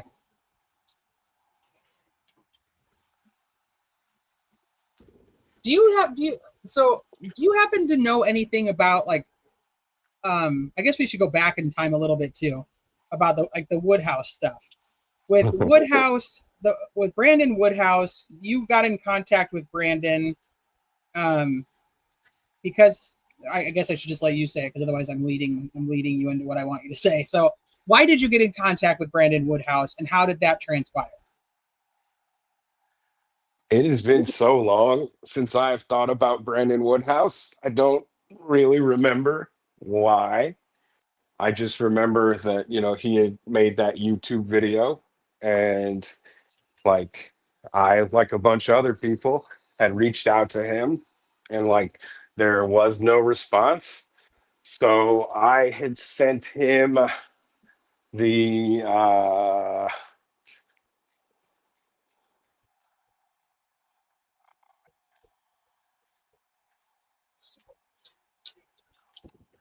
I really don't. I had sent him something that got his attention, and then he started conversing with me, and then started sending the index. But it was like I was talking to two, maybe even three different people, like just on how the conversation would change and how he would be like super knowledgeable about things, and then the next time we would talk, he wouldn't know anything about anything.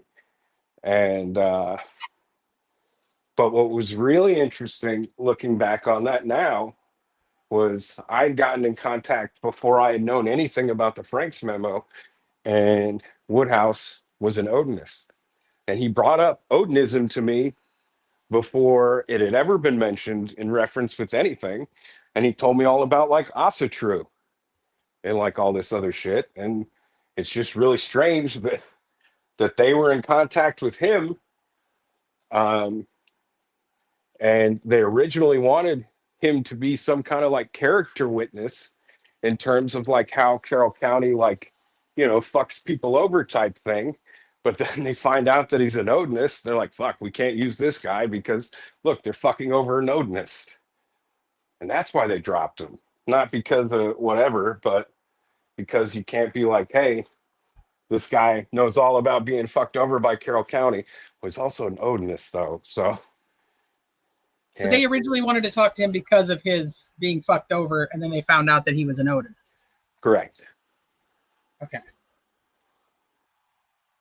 And then did he tell you that he had anything other than the thumb drive map that was accidentally sent to him? Oh, yeah. What else did he have?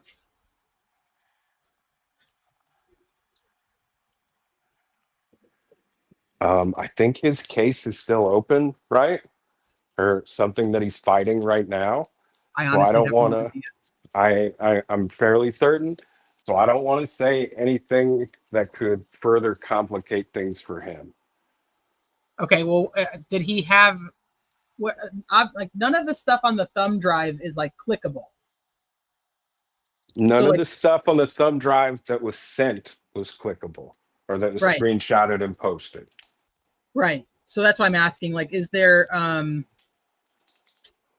like, what there are other attachments? Is that what you're saying? Or is there just stuff that he had from following the case? Or that's what I'm trying to figure out, I guess.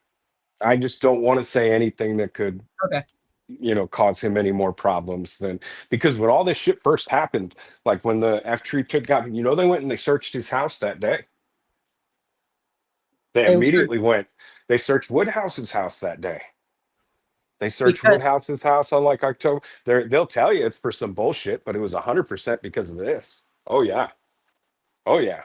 I remember I was at a fucking wedding.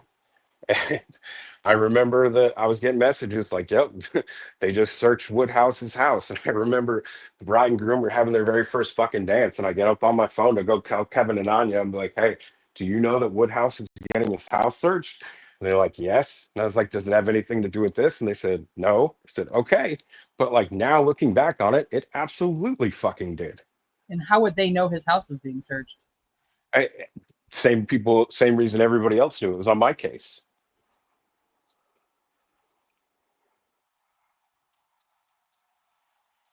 Okay, so just want to say, like, there's a couple people in chat that are like saying that, you being behind the leak and nothing happening to you about being behind the leak or things like that. But how am I behind it? Well, I mean, even or being a part of it and all of this, I just want to clarify: there's nothing illegal, whether he was threatened or not. There's nothing illegal in what he did. He is not bound by a gag order of anything. Yeah. So I mean, I get that people are like, they don't like that you were a part of this leak that, ultimately got, photos of bodies out there. But people need to understand the difference between that and what is illegal. He's not, nothing he did was illegal. There is no ramification. There is no punishment. All these lies and shit from Holman or Gull or any of these people saying like he, should have some type of, contempt or anything like that. There is nothing like that. There's nothing he did that was illegal. He was given something and he shared it. I just want you guys to understand that. Now, whether it's right or wrong, I can't tell you that how many of you in the same situation would have done differently. And I'm sure that there are so many. I received the images and I shared the images. So if that is if that's something that is like a moral compass for people, then people should not like me. I received them and I shared them. T, I love you. That So was I'm very just saying, brave. like, I don't have, but I did not just go blindly share them. I mean, I didn't just go like, hey, everybody. I didn't send out a mass email or anything along those lines. But what I'm saying is, like, everybody has a personal boundary on what they can and cannot see and what they think. And, and I have gone back and forth about the photos. Yes, if they were my daughter or my grandchild, I understand the empathy behind that. But I'm also somebody who studied homicide. Like that, I've seen a ton of crime scenes. I've seen a ton of blood. I've been to autopsies. I belong to Facebook groups that show photos of death. That's not something that is hard for me to see, but as knowing that they are, if they were my family, I would understand that. I understand the empathy behind it. I just want people to. Not everybody is the same when it comes to that. Like I said, I belong in Facebook groups where they show death, and those groups have hundreds of thousands of people in them. So I may be weird to you, but I'm not weird to everybody. And I think too, we need to put into perspective as to the shitstorm that, I believe the state of Indiana has literally created this entire from the beginning to we are now, right? We have deleted interviews, we have deleted interrogations, we have deleted marathon gas station footage. Arrest logs have been hidden. They were not created, either one. When we look at the investigation itself of the leak, which perfect segue here. I mean, the state initiated this investigation. It was requested by Judge Gull as well. And it's been consistent with the lack of transparency from day one, right? If we go all the way back to Richard Allen's arrest or even further, you know, the state has been clear that they do not want shit getting out. And I'm not saying crime scene photos of bodies should ever make it out. I'm not saying that. What I'm saying is, it's like, even when we look at this investigation of the actual leak, what does Holman do? He goes out and tells people to delete the evidence of the leak, right? So I'm sorry, I'll get off my soapbox, but like, I'm just so disappointed of the lack of transparency all around on this case. I Well, mean, I never got the don't want to sense go of into that. page 8 of the PCA right now, but that is complete bullshit. And you know what, Nick McClellan, if you're listening to this right now, you should be fucking ashamed of yourself. I don't Okay. think that they were ever trying to track. I think that they had found the origin, and then they were just really trying to, you know, get me to say anything that would make it seem like that this was, you know, planned and intentional. I don't know. I mean, like, And I've said many times like that it was just bad decisions made by individuals, that there was no collective effort. And you know, if any one of us had really stopped for a moment and not been so caught up in the secrecy and, you know, having information that wasn't public, I think if any one of us would have stopped and like really thought about that, it would have gone a lot differently. And I wish every day that it went differently. And every day I think about, you know, what happened. And yeah. So I guess I have to ask, if you could go back now, obviously I know there's a lot of things that you would change, but my specific question is, would you still contact Murder Sheet knowing everything that happened because of them? No. Mm-mm. Nope. and like, I'm sorry, I'm still on my I should have contacted a real lawyer in my state, and they would have just told me, shut the fuck up and you'll be okay. Yeah. You know, but I don't know. And just to have this whole, you know, I'm probably preaching at the choir right now, but just to have the whole contempt hearing filed against Richard Allen's case, and then while the, you know, defense is preparing for a trial, is absolute bullshit. It was You want to talk about a tactic to just, you know, put a wrench and stack it up further against Richard Allen, in my opinion. It's just one of the craziest things to me is that the contempt hearing that happened in March, literally the only thing that they presented as evidence was a conversation that happened between me and Fortson, and neither one of us was at that hearing. It was mind-blowing. Yeah, I don't even know how that got that neither, like, and I had been told all the way up until the day of the hearing, like, no, they're not gonna talk about you. Like, they can't bring the conversation in. It's hearsay. And then I remember Tommy had gone to the hearing, and I was like, have they brought you up? And Tommy's like, you were literally all they were talking about. I was like, you fucking kidding me? So, I don't know why. I just like, and then if you want to like backtrack even further, like before the attorneys had been removed off the case, and I was still in contact with Kevin and Anya, like they had told me like that this is a really big deal. And they had kind of hinted at that they knew that the defense was going to be removed from the case. Yeah, that. I'm glad you brought that up, because I don't think that's talked about enough. How did they know that? I don't know. I mean, I know it was talked about. That's what Holman told them. Because there's just so many pieces. I'm sure that's what the ISP had no problem saying. Like, if this is the defense, we're going to get rid of them. We're getting rid of those guys.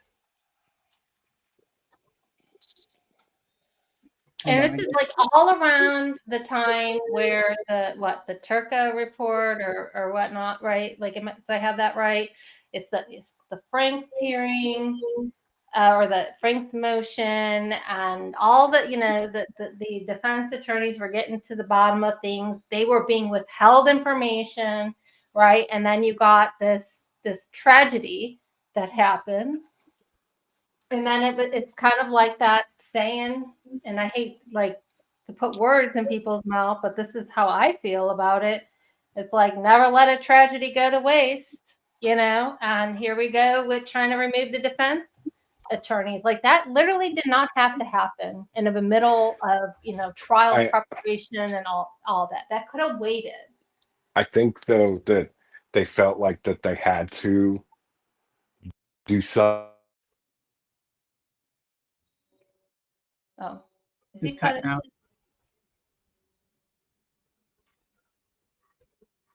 No.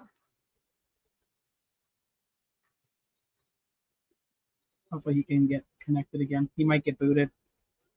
Mm, So all I was asking about this, about that the defense put this in a filing. I'm reading Rosie's email to Judge Gold right now. I don't see it in that. Maybe it's a different one. All eyes.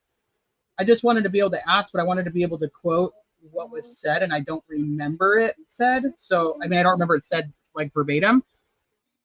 So I just wanted to be able to pull that up. I have, like I said, I have the Rosie email, but it only talks about Rick Snee.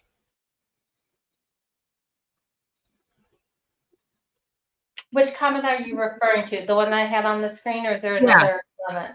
Okay. Yeah, because she said it's in a filing, but I don't, she's got a way better memory when it comes to that shit than I do. So, the letter, like the letter to the judge, that's what I have up. And this just says, "Good afternoon, Judge. Andy and I wanted to touch base with you before the end of the work week. The issue revolves around the possibility that some of the crime scene photos have been leaked, so to speak, and are in the hands of the public. There is most certainly a photo of the F tree that is floating around in the public. The photo itself is not overly disturbing, but the concept that it is in the hands of the public is of concern. Of greater concern is the fact that a local content creator by the name of Rick Snee has apparently communicated to the public that he has copies of the crime scene photos. I am attaching a copy of the communication that was forwarded to one of our staff members by an uninvolved third party. We just learned of this the past hour. Immediately, I called Nick and informed him of the circumstance. Turns out Nick has known about this for the past 24 to 30 hours or so. He informed me that they are looking into the matter. The primary purpose of this email is to communicate our concerns with the situation. We most certainly did not leak this information. We want to make sure we got ahead of this and inform the court as well as Nick in the event these pictures found their way onto the internet. This might be a circumstance which requires the court's attention. I say that in terms of conducting some inquiry into the source of this information leak. Otherwise, Andy and I are both available for a phone call if necessary. Nick informed me earlier that he too is available for a phone call throughout the weekend if necessary. We await your response."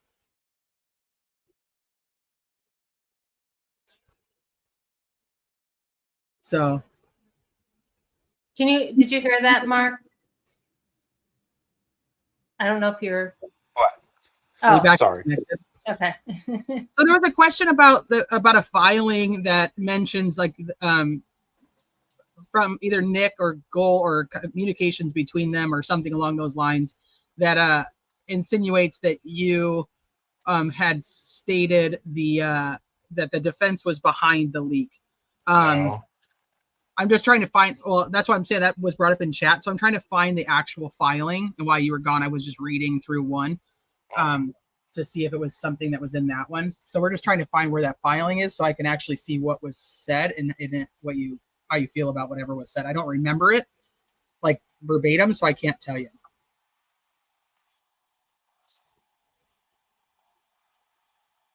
The one from Nick where they talk about Fortson, I have that one too. So this is the one that says to judge and gentlemen. Is that the one you're talking about, All Eyes?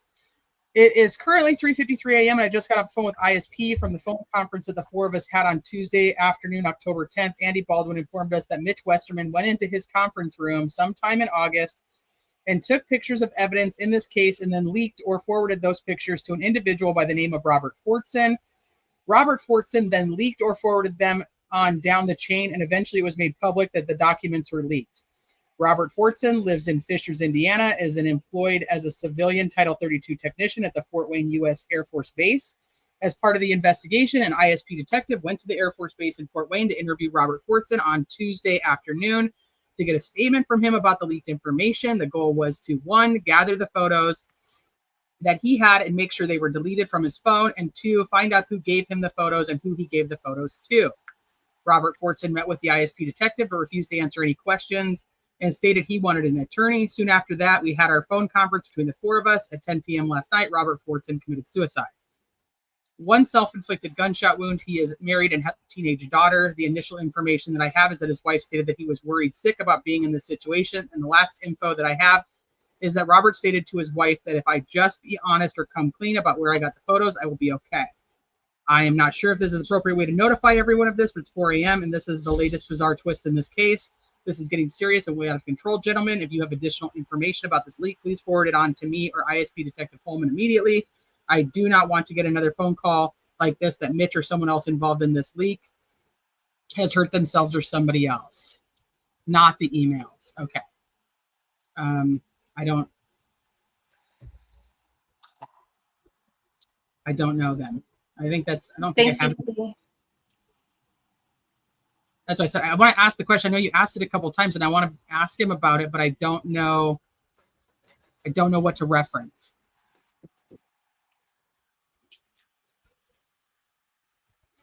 No, at no time when I talked to them did I say that there was any intentional direction or anything like that.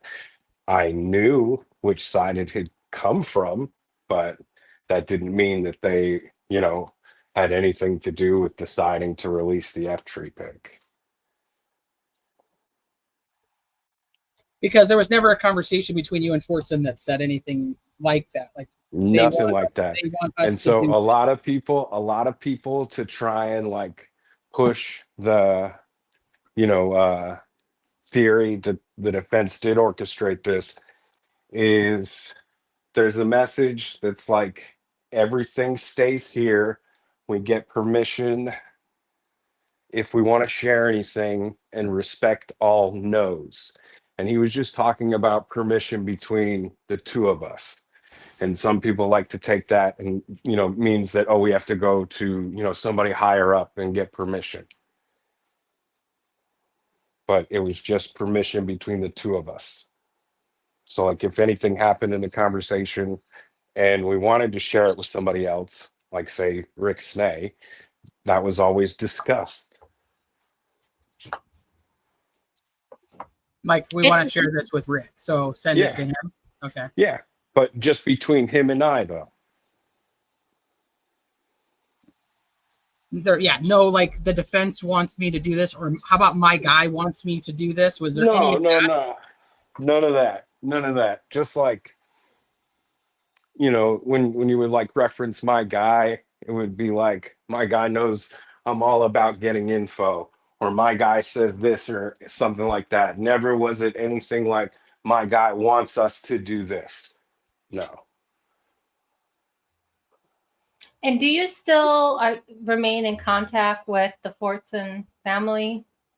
It's been I've kind of tried my best to shut the door on everything to do with this and at the same time still make myself available to them. But we've had many conversations. And I'm confident that if I picked up the phone after this and gave her a call, it would be answered. And yeah, my relationship with them is good.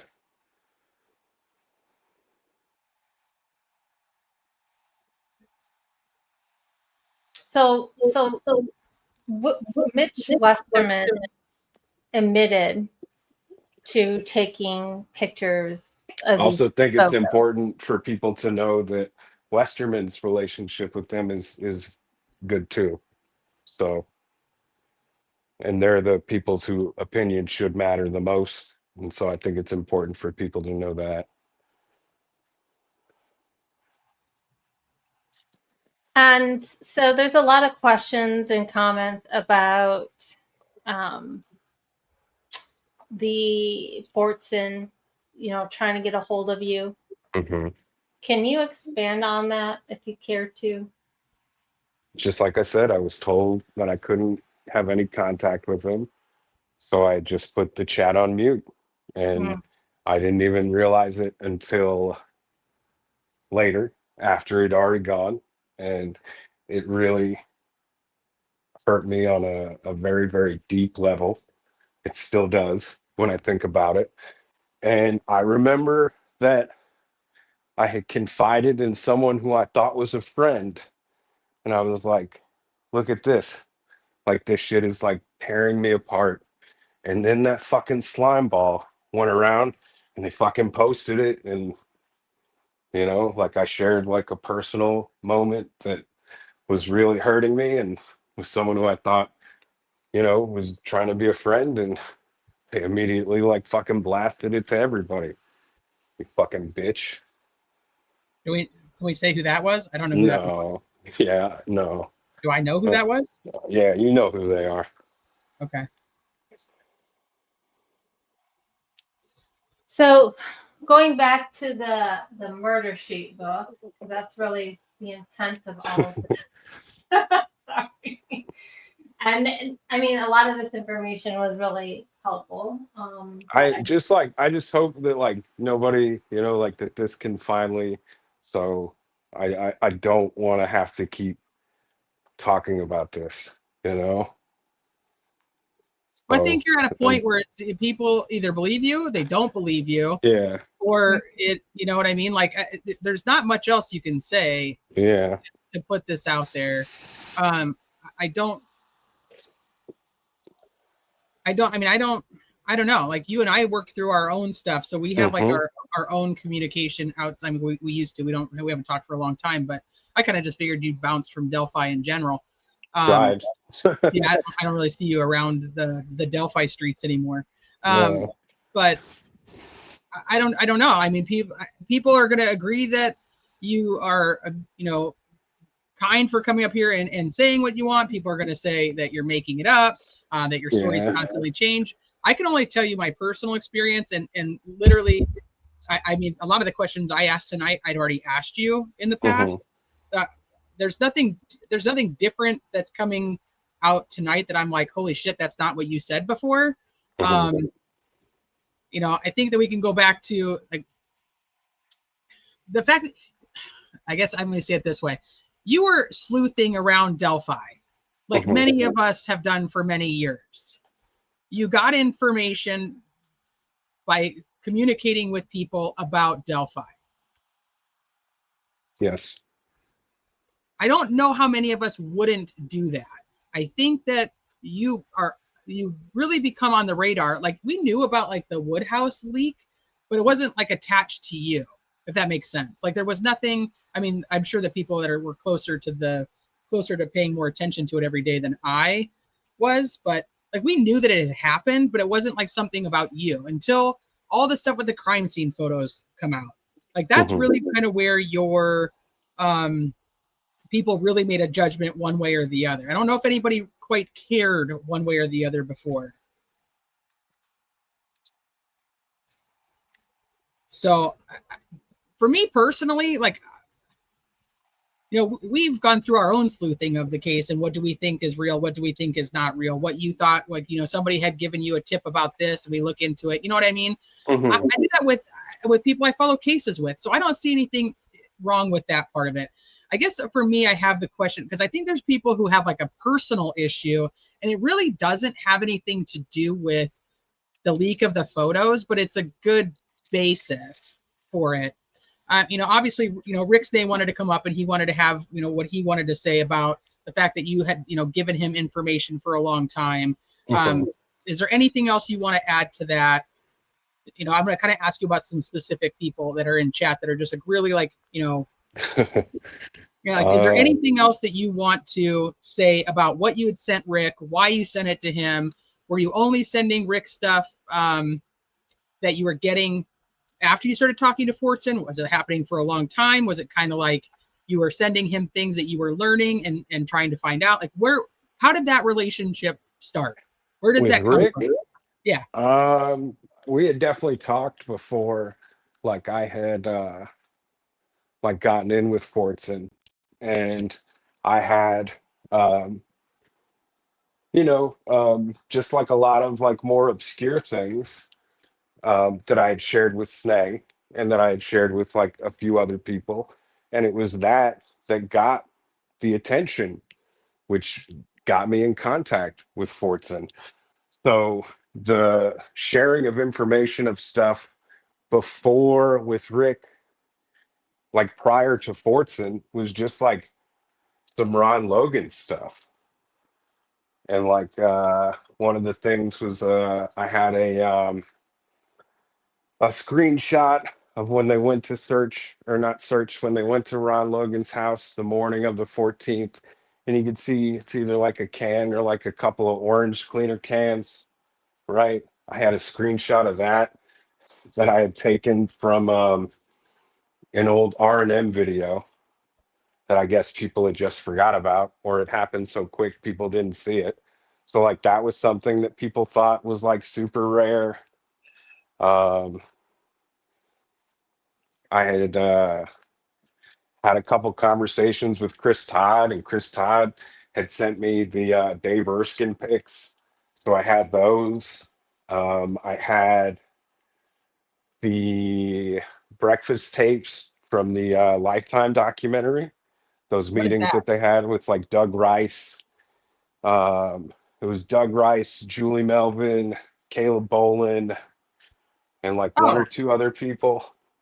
I had those, but that's nothing like the audio from right. the meetings about the documentary. Correct. Yes. Okay. But nothing that was like super under lock or anything like that.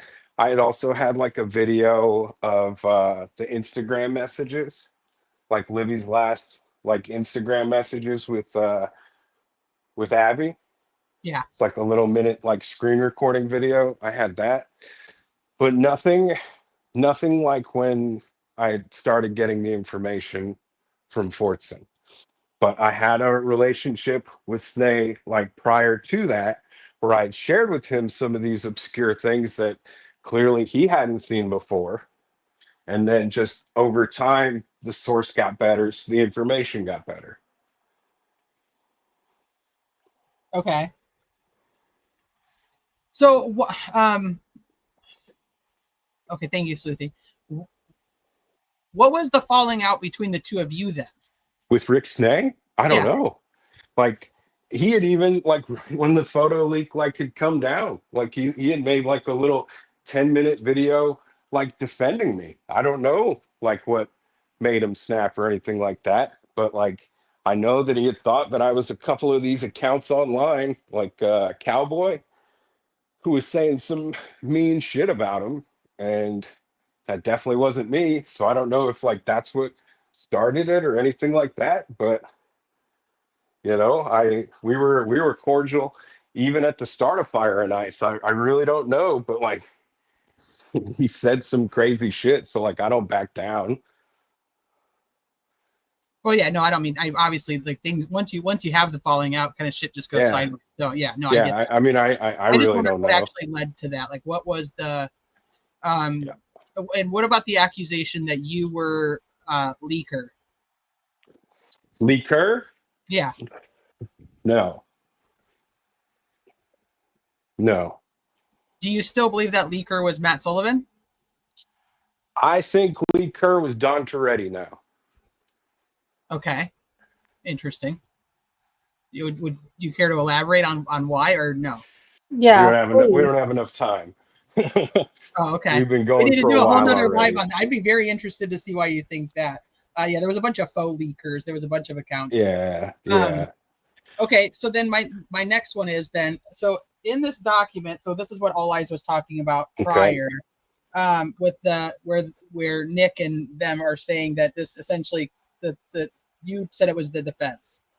So during the week of October 2nd, the defense became aware of a gentleman in Texas who had claimed the crime scene photos had been leaked and that Andy was the party who leaked the photos. Naturally, this called for some immediate disclosure. Andy and I discussed the matter and believed that it was important to communicate our concerns with the prosecutor and the court. This disclosure was accomplished through the emails you received from us last week. So I believe that's from Rosie. I'm just going to double check real quick. It's like I said, the only thing that I knew was that it was associated with their side, and never once in the messages have they ever brought up Brad's name or Rosie.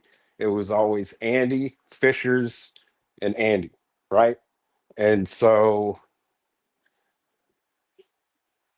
the only thing that I had ever said was that I knew that I was told that Fortson said he was an attorney associated with the defense. That's it. Okay. And But I did you never, like specifically say like associated with Andy no, or I never never answered said, never said Andy. But Andy is referenced in the messages more than a few times, like 4 or 5. but the my guy is not? No, my guy is never named. Okay. Do you think there's any possibility that the state leaked evidence Me? To Mhm. me? to No. anyone? I mean, Oh, like, to have you anyone? seen any? Have you witnessed any of that scenario?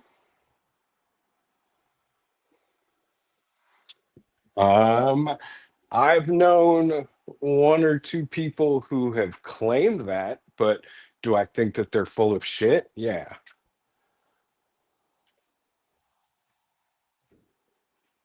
Okay, so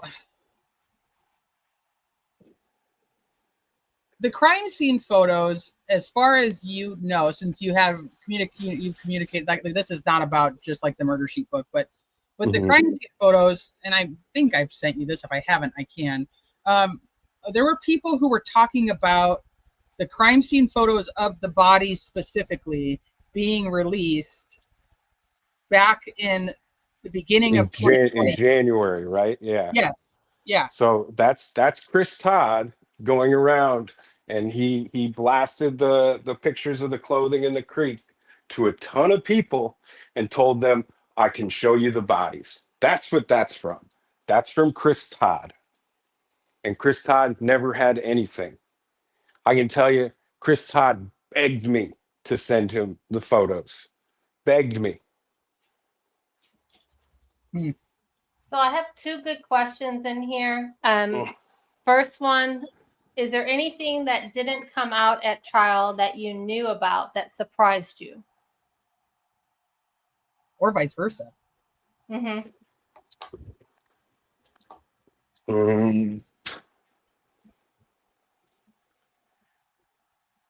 I was surprised, but I don't know like how much stuff was like allowed in the trial. And I think that like some of the stuff that wasn't allowed in trial, like it seemed like that stuff would have been more favorable towards Rick. And so it was surprising that they were able to get some of that stuff excluded. I'm sorry. Can you repeat that? I cut out for me a little bit. So just basically that there was some stuff that seemed like it would be favorable to Rick that wasn't allowed into trial. But you also have to understand that this information was coming from the defense's side, and we were self-aware that they weren't really going to share anything with us that would make him look guilty. Okay. And then there's another one about, and I think we left this out. Sarah Osbrook. Uh-huh. I don't know if you covered that, but what was your engagement with her, and how did that go? So Sarah runs the biggest DELPHI Facebook group. My initial contact with her was she was somebody who, and this is what she claimed to me. Okay, I cannot stress this enough that this is what she told me. I'm not saying this happened. I should preface it by saying that I think that it's total bullshit. Hang on, I need to get a drink. You said, "Can I get a drink?" At first, I I thought you said, said, let me get a joint." I was like, "Dang!" Okay, so Sarah had this lovely story about how she received this email with 20 attachments, and that she opened the first one, and then it was Libby's body, and she didn't open any more, and she immediately called the police, and the FBI came, and they seized her computer, like all this other shit. And she's one of the people who like perpetuated the mass email story, was telling people like, yeah, we got the same emails. I'm like, what the fuck you talking about, lady? She's also the same one who said that Fortson tried to post the F tree pic in her group in the morning. She also said that Kathy Allen on that video had said that she had believed the confessions, and that she was just there to support Janice. And bonus points, she called police because she saw Tylee Ryan, Lori Vallow's daughter, but she didn't see Tylee Ryan because she was in Chad Daybell's yard. Right. So, So, but speaking of, Sarah has a lot of credibility in the Delphi community because she runs the biggest Delphi group on Facebook. She'd even told people that law enforcement had advised her what to post and what not to post. But she's also very close with Becky Patty right, and Murder Sheet. and Murder Sheet. So what do you know about this alleged recording? What is the truth of the matter on this alleged recording of Kathy Allen? That it starts off with the lady being like, "You can't smoke in my rental car." That Kathy and them like just approach, and then that was the little teaser that we were shown. But we were led to believe this like story about what was said and how Becky wanted us to put the video out. And I had heard like they had added like a couple things like in the video, like they say that Kathy says like, "I wish Rick Snay would lose my number," or something like that. But I never saw the video. But these were people who, like, they were my circle, and they were telling me all this stuff, bringing Becky into it, and so like I believed them, and like I didn't have any reason to not believe them, that they would double and triple down on it. So it's like, yeah, I've seen it, and I hadn't, but I just, I wanted it to be true so bad. And it That there was was kind of that there after was I'd this forced recording? them to put up, yeah. Then after I kind of forced them to put up or shut up when I was on the live with Tommy, it became very clear to me that this didn't exist. And the way that they copped out of that was, oh, we sent it to Holman. And that would have nothing to do with an investigation. Right. I think that So they just filmed her when she walked up. Nothing happened. And,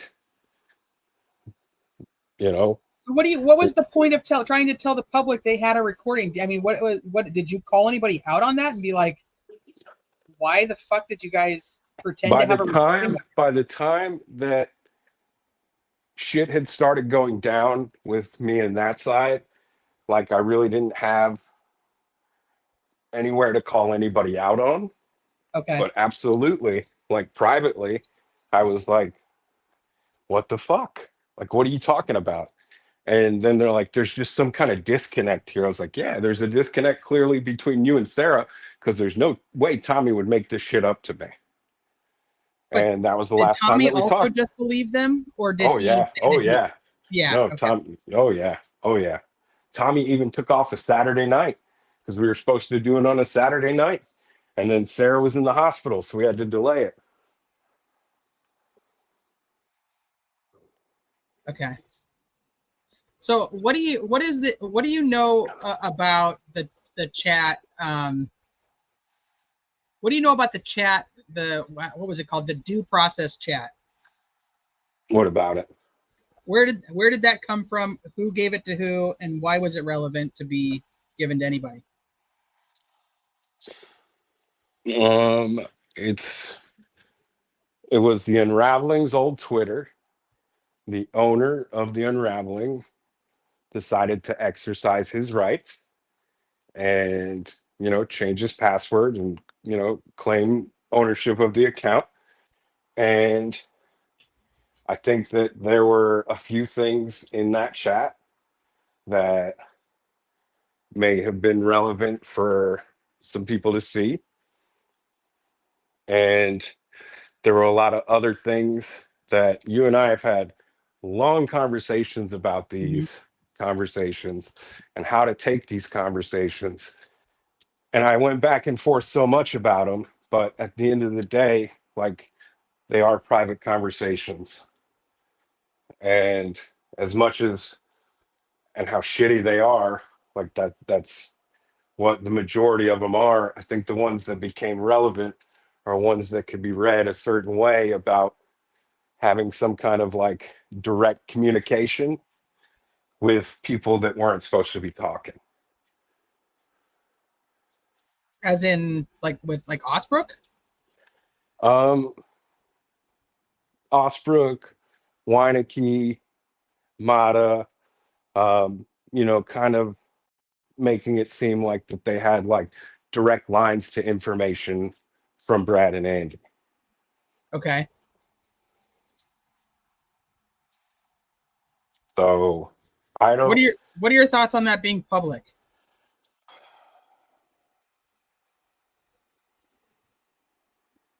Now, in retrospect. In retrospect now, very, very few of it was made public.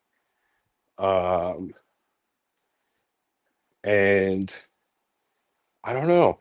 I mean, I don't know how I'd feel if some of my private messages got out. Um, I have my own personal biases against people in those messages. So I don't think that I can give you a fair answer.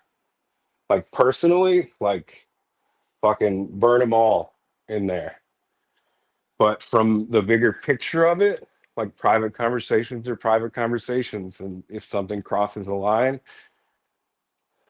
but was a line crossed? I don't know. It just seems like it's one big gray fucking area. And like, you can make a case either way. And my personal biases lead me to say that, yeah, it was okay. Yeah, I mean, it's happened to me, and I'm guilty of it too. So I didn't realize how bad that is until it happens to you. I Having can't say all like, your personal information, all your personal. yeah, and I had mine twisted where dates were shaded out, so it was done nefariously, where the person was trying to hide the full context of things, and that kind of brings me to where, like, if you're going to release something, not that I agree with it or not, do the whole thing. Well, I think the issue comes to leaking conversations like that, and that's not just in regards to this, it's just in regards to anything, is like how if I went and showed you screenshots of my conversations about Mark in September, October, November of 2023, they're very different than my conversations about Mark come February, March, April of 2024, if that makes sense. Yeah. Like, you know what I mean? Like, so if somebody was just to grab my messages and say whatever, like, look at what Teresa said about Mark, yeah, they're probably not very nice. I probably said some shitty things. He probably said some shitty things to people about me. You're Yeah, saying but what you think, not there's what you shitty know. things. There's shitty things though that were said, and then there's like the stuff that was said. I feel goes above being shitty, and just I don't even want to get into it because that's No, gonna. it's okay.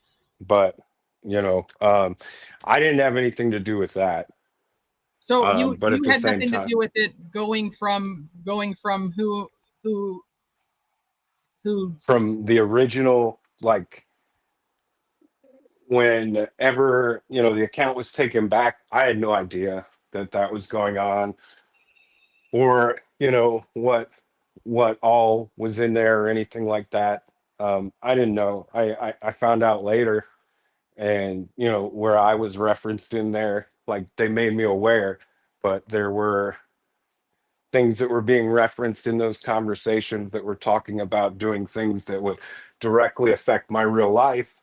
So that's why I was made aware of those parts of the conversation. And it was pretty much like we felt that you needed to see these and do, like if you want to, put them on black, like it's your decision. And Right, Were but you at like the end any of the part of day, connecting? something Were you any in part of doing connecting that it. original person to murder sheet though? no, no. In I mean, fact, I that say a original lot of shit. person, like Just saying. that original person and I, like, he said he called me a spineless jellyfish at one point. But now, like, like I have no problems with him. Like, there's a lot of like mutual respect. Um, but no, definitely not. Like, uh we didn't talk until after, like right before they relaunched things as the domain. I think right before they did the Gaslight Live is when I had my first conversation with that person. But no, I did not put them in touch with Murder Sheet. No, I was very surprised.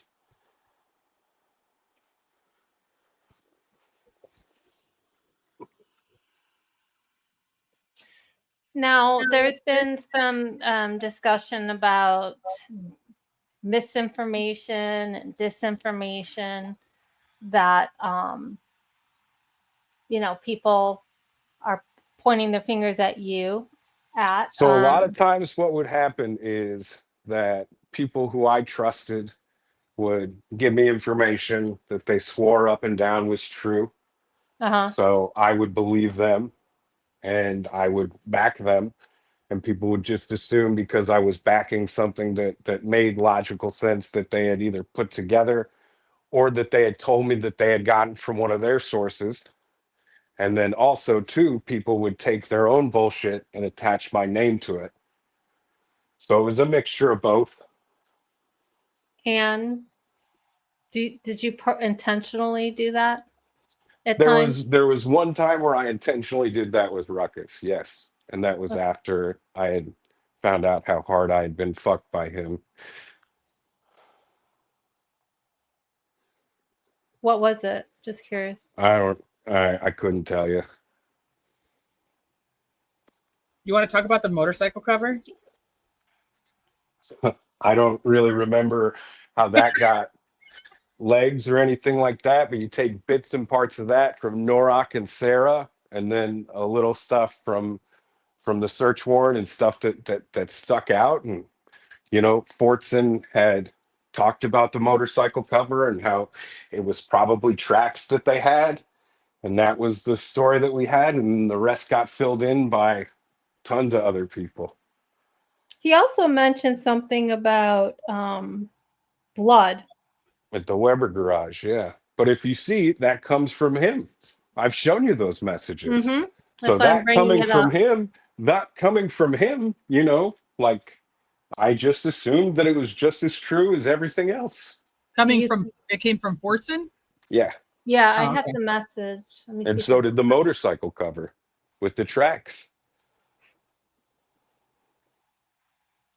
I mean, it's also curious too. Like, you don't know what like the defense team is looking at to see if there's anything here, there, or anywhere. They talk to Mitch about it. Mitch brings it up to Fortson. Fortson tells you. I mean, it is. I mean, it's just a game of telephone at that point on what's true and what's not true. Like you said, it's why you try to go through and vet what you can. I guess my big question to you is, out of the people that you have like I don't know how to say, like a toxic online relationship with at this point in time, is there anything that you would want to do to like bury the hatchet, like burn that bridge down, like just say like this is not like relevant in our life, and how do we move forward so we don't have to have an online hatred? I mean, I've kind of done that, like I there was a point where like they would say something and I would respond. And now if they say something, I don't even know about it unless people come to me and they say stuff. And people who come to me and they tell me so and so saying this, I politely ask them not to let me know. Like, how am I going to know about this stuff when I'm not going out looking for it unless you come and you bring it to me? And I would rather just not know about it. And if they want to like keep running their mouths about me, like whatever. I'm not. You, it doesn't bother me the way that it used to. It doesn't deserve my attention. If they want, like, first of all, there are a lot of people who have crossed a major line with bringing my family into things. And I just don't like, you can say whatever you want to say about me still, but like, don't expect me to respond. So if you're just doing it to try and make me respond, it is what it is. Like, I'm not going to. Like, if you want to just say, hey, you do your thing, I'll do my thing. I'm not doing anything. You do your thing. I'm fine. You know, I'm not going to get up here and start talking about Delphi again every other. The only reason I'm doing this because of the book, because you guys asked me to. It's like, okay, enough time's passed. There's nothing to, not discuss anymore. Like, we can do this. That's fine. But like, if you think that like I'm watching what you're doing, or, like, you do whatever you want to do. Like, but in terms of like Snay and the prof and stuff like that, I'm not interested in like, hey, let's be cool or anything like that. No, So I'm just I'm saying, like, is not. there anybody that you had like any form of like online rapport with that you like really like you want to be like, like we were cool and I don't want to have that type of shit with you. You know what I mean? Like if there's anybody like that, or if you're just Is at the there point where somebody you're like, specific that you're thinking of? Because I really nope, can't think of who you're talking no, about. Yeah, no, anybody. I'm okay. I'm okay. Okay. I'm all right. Yeah, no, nobody specific for real. I would just wondered like I if mean, there is if there's somebody specific and I'm just not thinking of it, and you want to drop a name, that's cool. But like off the top of my head, like I can't think of anybody. no, it was really just an open-ended question. If there was anybody that you would want to. No, I'm okay. Okay. So my last question, I don't know, and then Peggy probably, I've well overtaken your channel, Peggy, and I'm so very sorry No, for that. no, I appreciate Not my it. intention on coming on here. You're good. But I have so much in my brain. You believe that Rick Allen is guilty? Now? Yeah. Yeah. Hmm. Do you believe that Rick Allen acted alone? Yes. Do you believe that Rick Allen received a fair trial?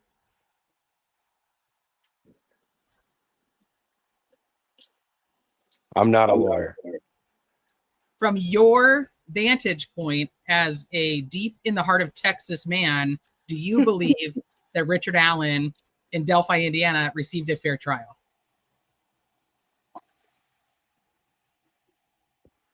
No. Do you think that if the information that not just you've gathered, but tons of online sleuths have gathered, plus what the defense team wanted to present about Ron Logan, Keegan Klein, Odinism, any of that, do you think all of that should have been put in front of a jury? And if not, is there, or if part, like, is there a specific thing that you really think the jury should have heard? Okay. I always, and I was vocal about it, that I thought that the Odinism shit was really stupid. I was very vocal about it. And I asked more than once, I like 3 or 4 times, like, hey, what about Ron Logan? And it was said to me, like, there's nothing about Ron Logan in the current conversations. However, the FBI profile always leads back to Logan, but that they were never going to go with Logan. And so Fortson and I are like, hey, why do you think that they're not going to go with Logan? And we had kind of come up with the idea that Rosie was partners with Aki back in 2017. So Rosie must be aware of some kind of like exculpatory evidence that proves Ron Logan is innocent like, hardcore alibi, whatever it may be, that something like that probably exists that the public's not aware of, that Rosie probably knew about because he was partners with Aki. That's what we had kind of come up with, because it didn't make sense to either of us why they wouldn't go after Logan. And then if you think about all the stuff with Logan, with lying about his alibi, about the phone pings at 2:09, and then later on in the night, then you've got the Haas confession, and then like I even messaged you about this. This is the You did. last thing that you and I talked about. Yep. Was when the Reese Davis stuff came out, and Reese Davis is like, Ron Logan told me that he used a box cutter. And if that's all Reese Davis would have said, I think there would have been a lot of people who would have been like, hey, wait on a minute. But then he started being, flip phone and selling porn with Keegan Kline and showing rabbits and stuff like that. It's just like, that's where it just got too complicated and lost for a lot of people. But for me, I was looking at that. I was like, how would Reese Davis connect a box cutter to Ron Logan back in 2017? Then you got Ronald Core being like, yeah, this definitely could be a box cutter. You know what I mean?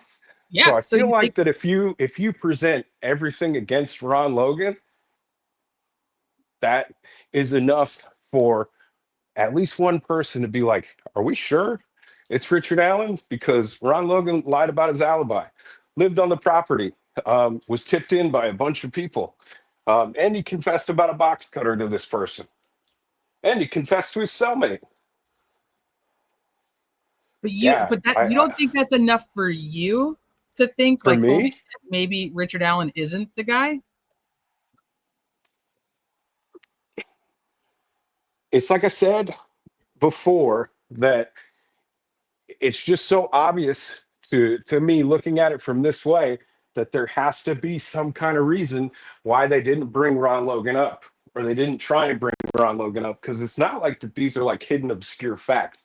These are basic facts that everybody talks about when they talk about Ron Logan. So that's why I believe that there is some piece of exculpatory evidence for Ron Logan that just hasn't been publicly released. That's interesting, because I think you and I had that conversation about Ron Logan and the attorney and working with Rosie, and like, what did Rosie know? And then Rosie did an interview. I don't remember if it was on Bob Mata's or if it was on a different channel. Might have been on Lawyer Lee, where he does make the statement about how he actually thought, like, he was leaning towards Ron Logan. Yeah, that was the only thing that I could think of to make sense of why they didn't bring up Ron Logan. Because I had sent Fortson all my Logan stuff, which, was like the March 6th warrant, the first warrant that they did, where they went in and they got the guns, where it had the interview of the kid from Computer World and stuff like that. And, for the longest time before Richard Allen's name came up, I fully believed that Ron Logan was the perpetrator, which is why, like, I was, communicating with Rick Snay.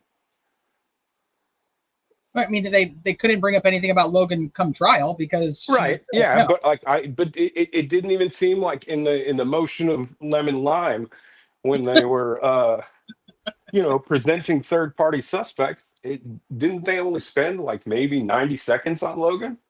Well, They weren't like, Your Honor, They like this, didn't this, and spend a that. lot of time on it. If you compare it to the Odinist angle, Right. Right. Yeah. And that would have been their best option. Well, I think that So- they were also trying to tie it in with the fact that the FBI was looking, when they were doing like the search warrants on Ron Logan, they were actually looking for ties to Odinism or Norse paganism in his home. I think a lot of that info is from the FBI, which, I've had this conversation online and offline about, Ajay was brought on with the intention of doing the TUI requests from the FBI. And it doesn't seem like they got what they were trying to get. And we didn't even see the requests being put in, but that's cool too. Who knows what they were, but the FBI was really the one that was focused on Ron Logan. So I am still very curious on what was not given over that the FBI might have, because the FBI does not have, they have no mandatory discovery when it comes to that.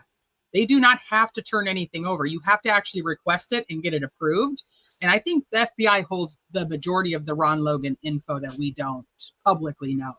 Yeah. And then there was like, I don't really remember everything about it, but I remember that there was something that they were talking about Logan that I hadn't heard anywhere else before. And it was about horsehair.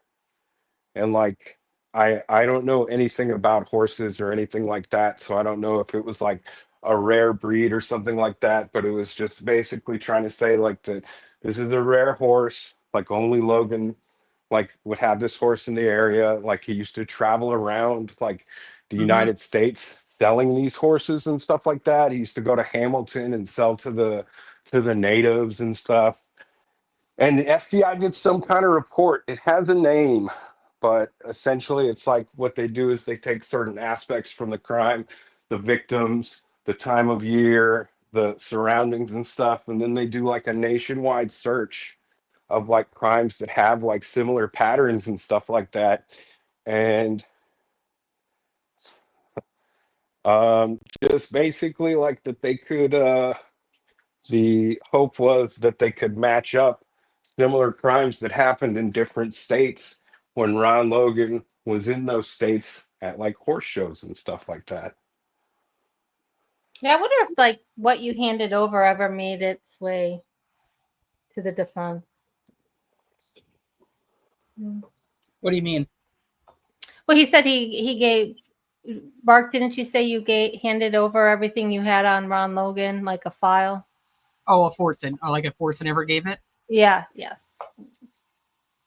Well, yeah, I have no idea. I mean, Mark, do you know if anything was ever forwarded to the defense that you gave him?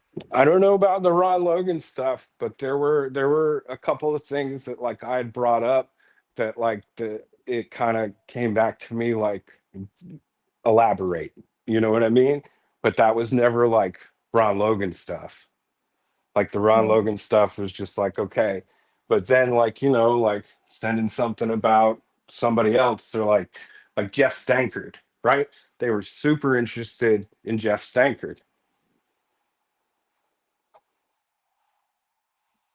Like, whoa, who's this guy? Like, what do you mean? Like he was moving his shop that day? Like, hold on. He has this posted on his Facebook. Show me. Stuff like Oh, yeah, that I would know who you're happen. talking about. Yeah.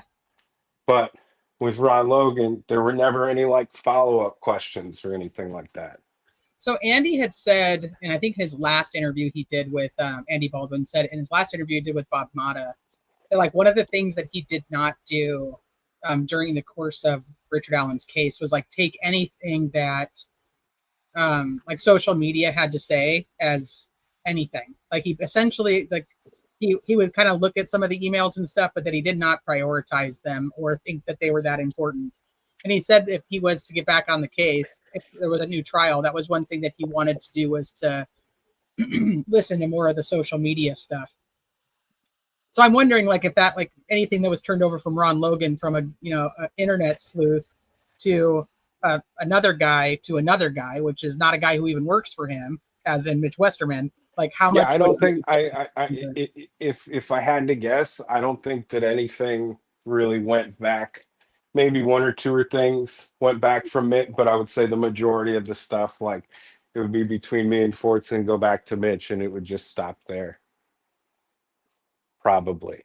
I can't say for sure, but yeah, who knows? looking at the way that like Matt Hoffman moved around, it's very different, you know?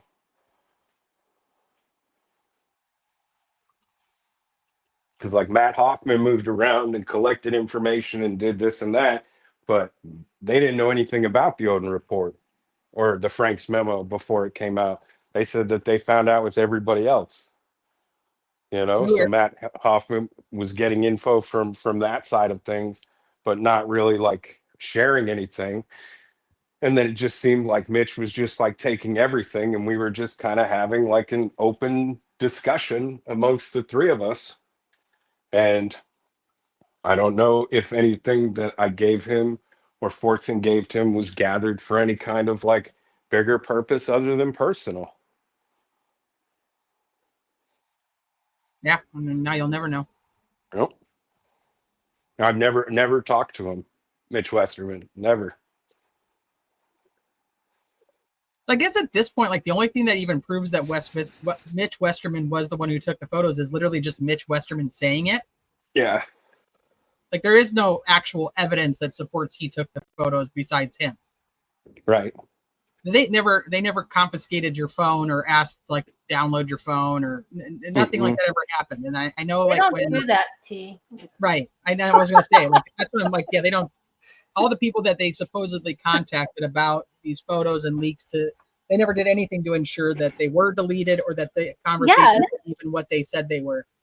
It's just like it was really telling to me that they just really didn't try to get to the bottom of it, and they were more concerned of deleting things. Well, I mean, I that think came that out in the. they knew where I think that though that the goal of that investigation would be to get to the source of it, and they found the source super early, and I'm sure that they knew that like they would never be able to, I think that they thought they assessed the scope of it and then quickly realized that it was a way bigger scope than they thought. Well, because So at they that thought point, they just took Murder Sheet's word for it. I I mean, don't like know. you can argue a I don't different know. angle on that, right? If you're not investigating and tracking down the entire leak, like you're essentially just taking somebody else's word. Well, yeah. Well, so like Westerman went into Baldwin's office and said, "Hey, I took these photos." Why he made the decision to do that, or Well, I I had mean, also had a conversation. So the photos posted on October 4th. So the morning of the 5th, I had asked Fortson, I was like, hey, like, have you heard anything about this? Like, has anybody mentioned like that they saw the picture was posted or anything like that? So this is in the morning. He told me, no, haven't heard anything yet, but my guy's having dinner with Andy tonight. So I was going to ask him about it. And then go on with my day. And then I get hit with the screenshot from Matt. And yeah. But I don't know if Mitch, I think Mitch knew that he was gonna be found out, so I think he knew he had to get ahead of it. yeah, I mean, it's interesting because they didn't get anything off of Fortson's phone. They didn't get anything off of Westerman's phone. There's literally no like physical evidence that anybody took or sent the photos outside of some screenshots because they didn't ask for your phone. Mm-mm. So I mean, it literally is. He said he did it. He said he went in there and took pictures. Exactly. That And is a like, good point. I if you mean, want to even get like more into it, like I brought this up a couple times, but like not a lot of people like really catch on to it. Like we communicated on Reddit and Facebook, and the only thing that I turned over was the Facebook messages. Like I never turned over the Reddit messages or anything like that. and do you feel like they investigated it?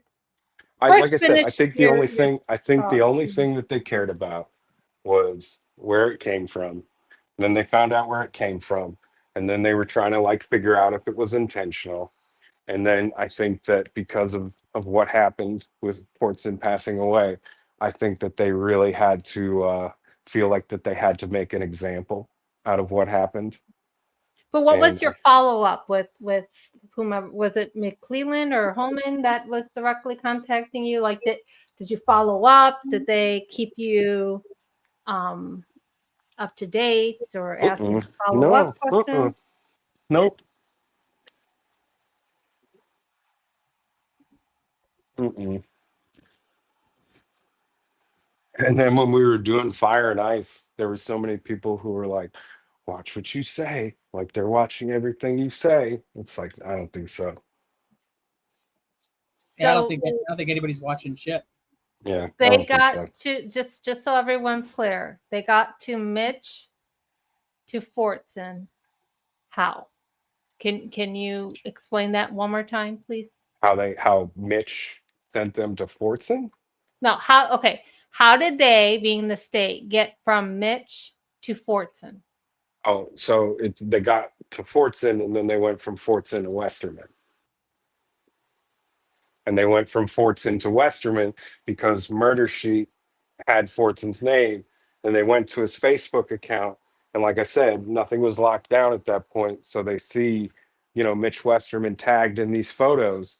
And Murder Sheet had interviewed Westerman in March About as Andy. like about Andy. So they knew right away that this is, and he's someone who's is Mitch an attorney?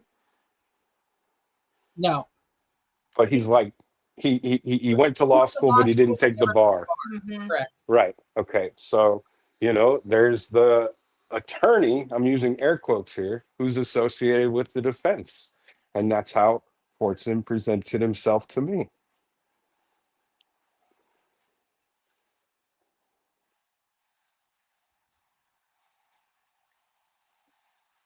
Well, so people are talking like, so Mitch, if Mitch takes the photos, Mitch has to send them to Fortson. We don't know whether it's via text message, email. Text. Okay. So did Fortson say text? Is that how we know that? Yep.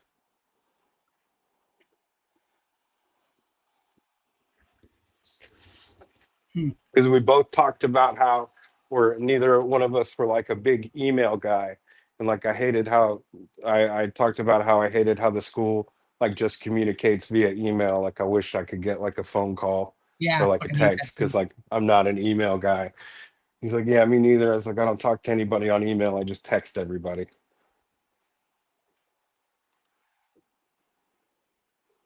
All right. Well, I mean, I don't know. We've been on for almost 3 hours. Yeah. You've covered a lot of ground. I know.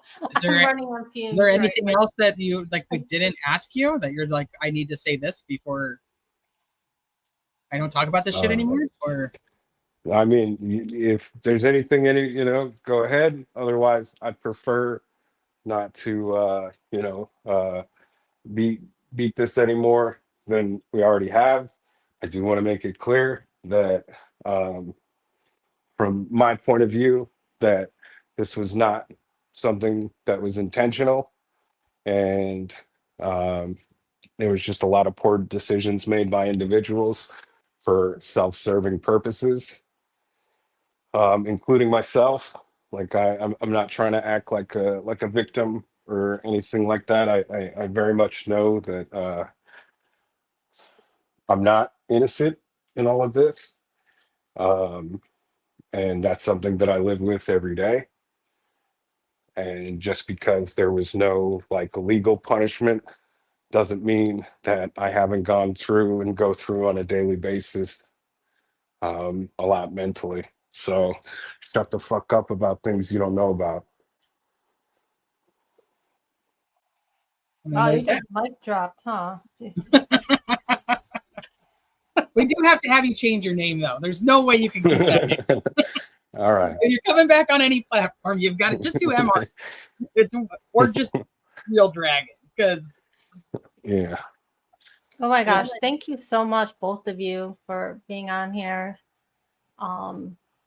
T, you made it a very interesting conversation. So thank you very much for all your thoughtful questions. And Mark, thank you for rehashing this and kind of clearing the air on some things, especially when it comes, to the book, right? I mean, there are some things stated in the book that just seem to be very for the amount of lawsuits on libel that come against this fucking idiotic duo of dirty fucking people who just have no boundaries and limits, because the amount of libel in this book about people is incredulous. It's just I can't even grasp it. I do want to bring this up, and I kind of thought about not bringing it up, but I feel like that this person would want me to say this.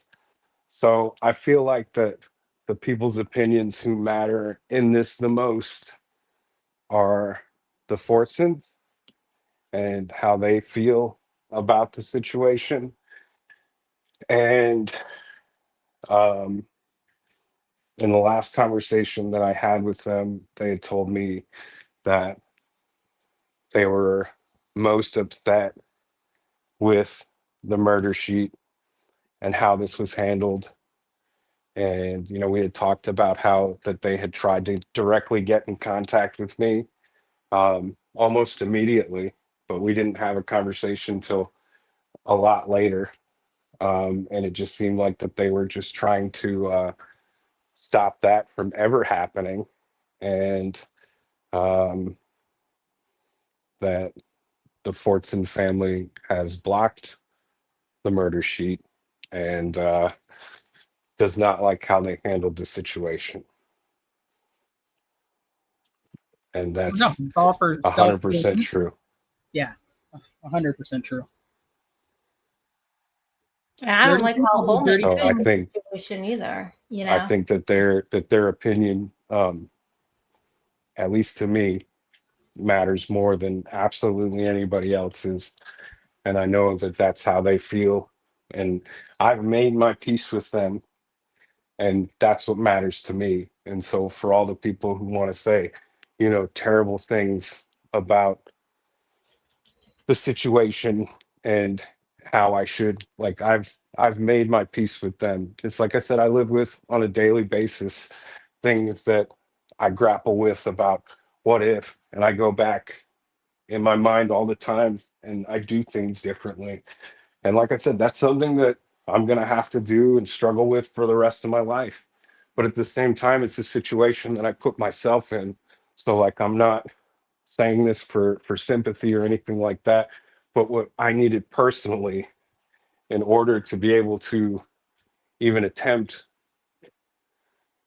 to piece my life back together was to speak with them and discuss things. And we've Mhm. had many discussions, and I'm in a good place with them. So like I said, I don't give a fuck what people say, because you need, you know, I have to care about what you think for you to you know, get at me. And the people who I do care about, like, we've had conversations. And yeah, so would I do it differently? Would I have sent those photos to Murder Sheet? Would I have responded back to them? Had it to do over again? No. Would I post the photos, have to do it over again? Or the photo? So I only posted the F tree pic. No. Um, you know, for me, this kind of started like with everybody else, like nothing to do. COVID, you start watching true crime stuff, then you like look at Reddit and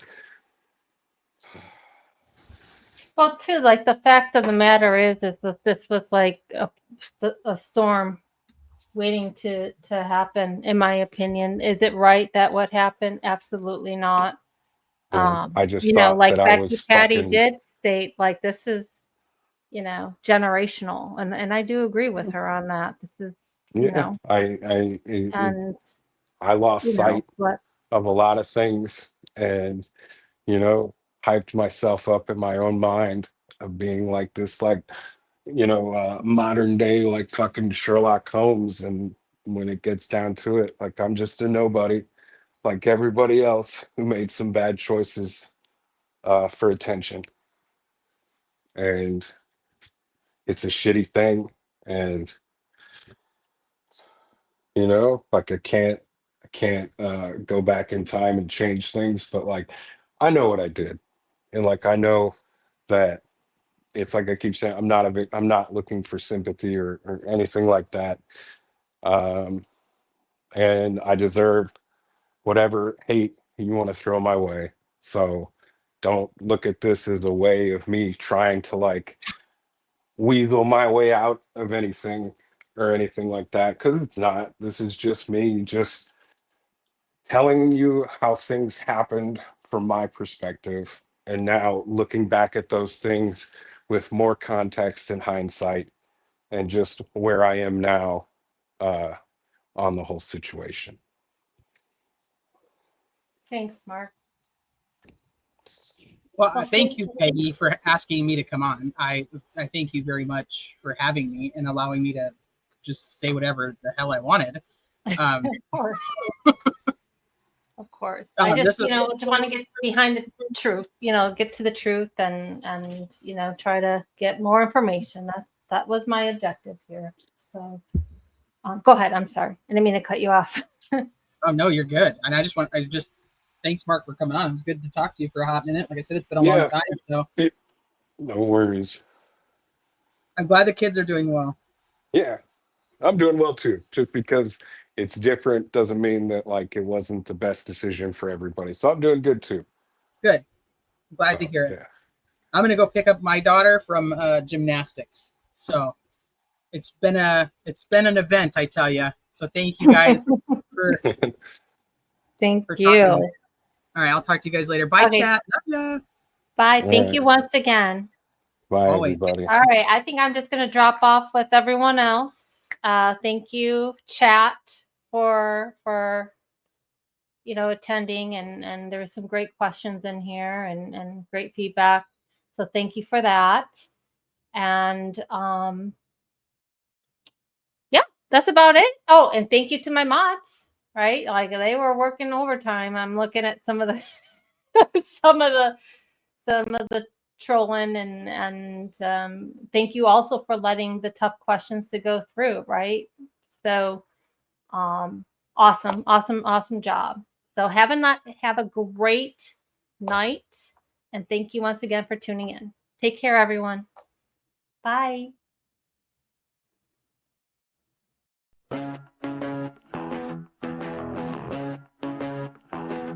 You think you got me figured out, reading comments like they count, drama feature empty, so truth ain't part of your life goals, all your screenshots and your claims, playing victim in your games. Why you always stirring up the top though, get it out when people call you bluff, till I jump into your energy, but nobody's buying what you're selling me, fake it till you don't.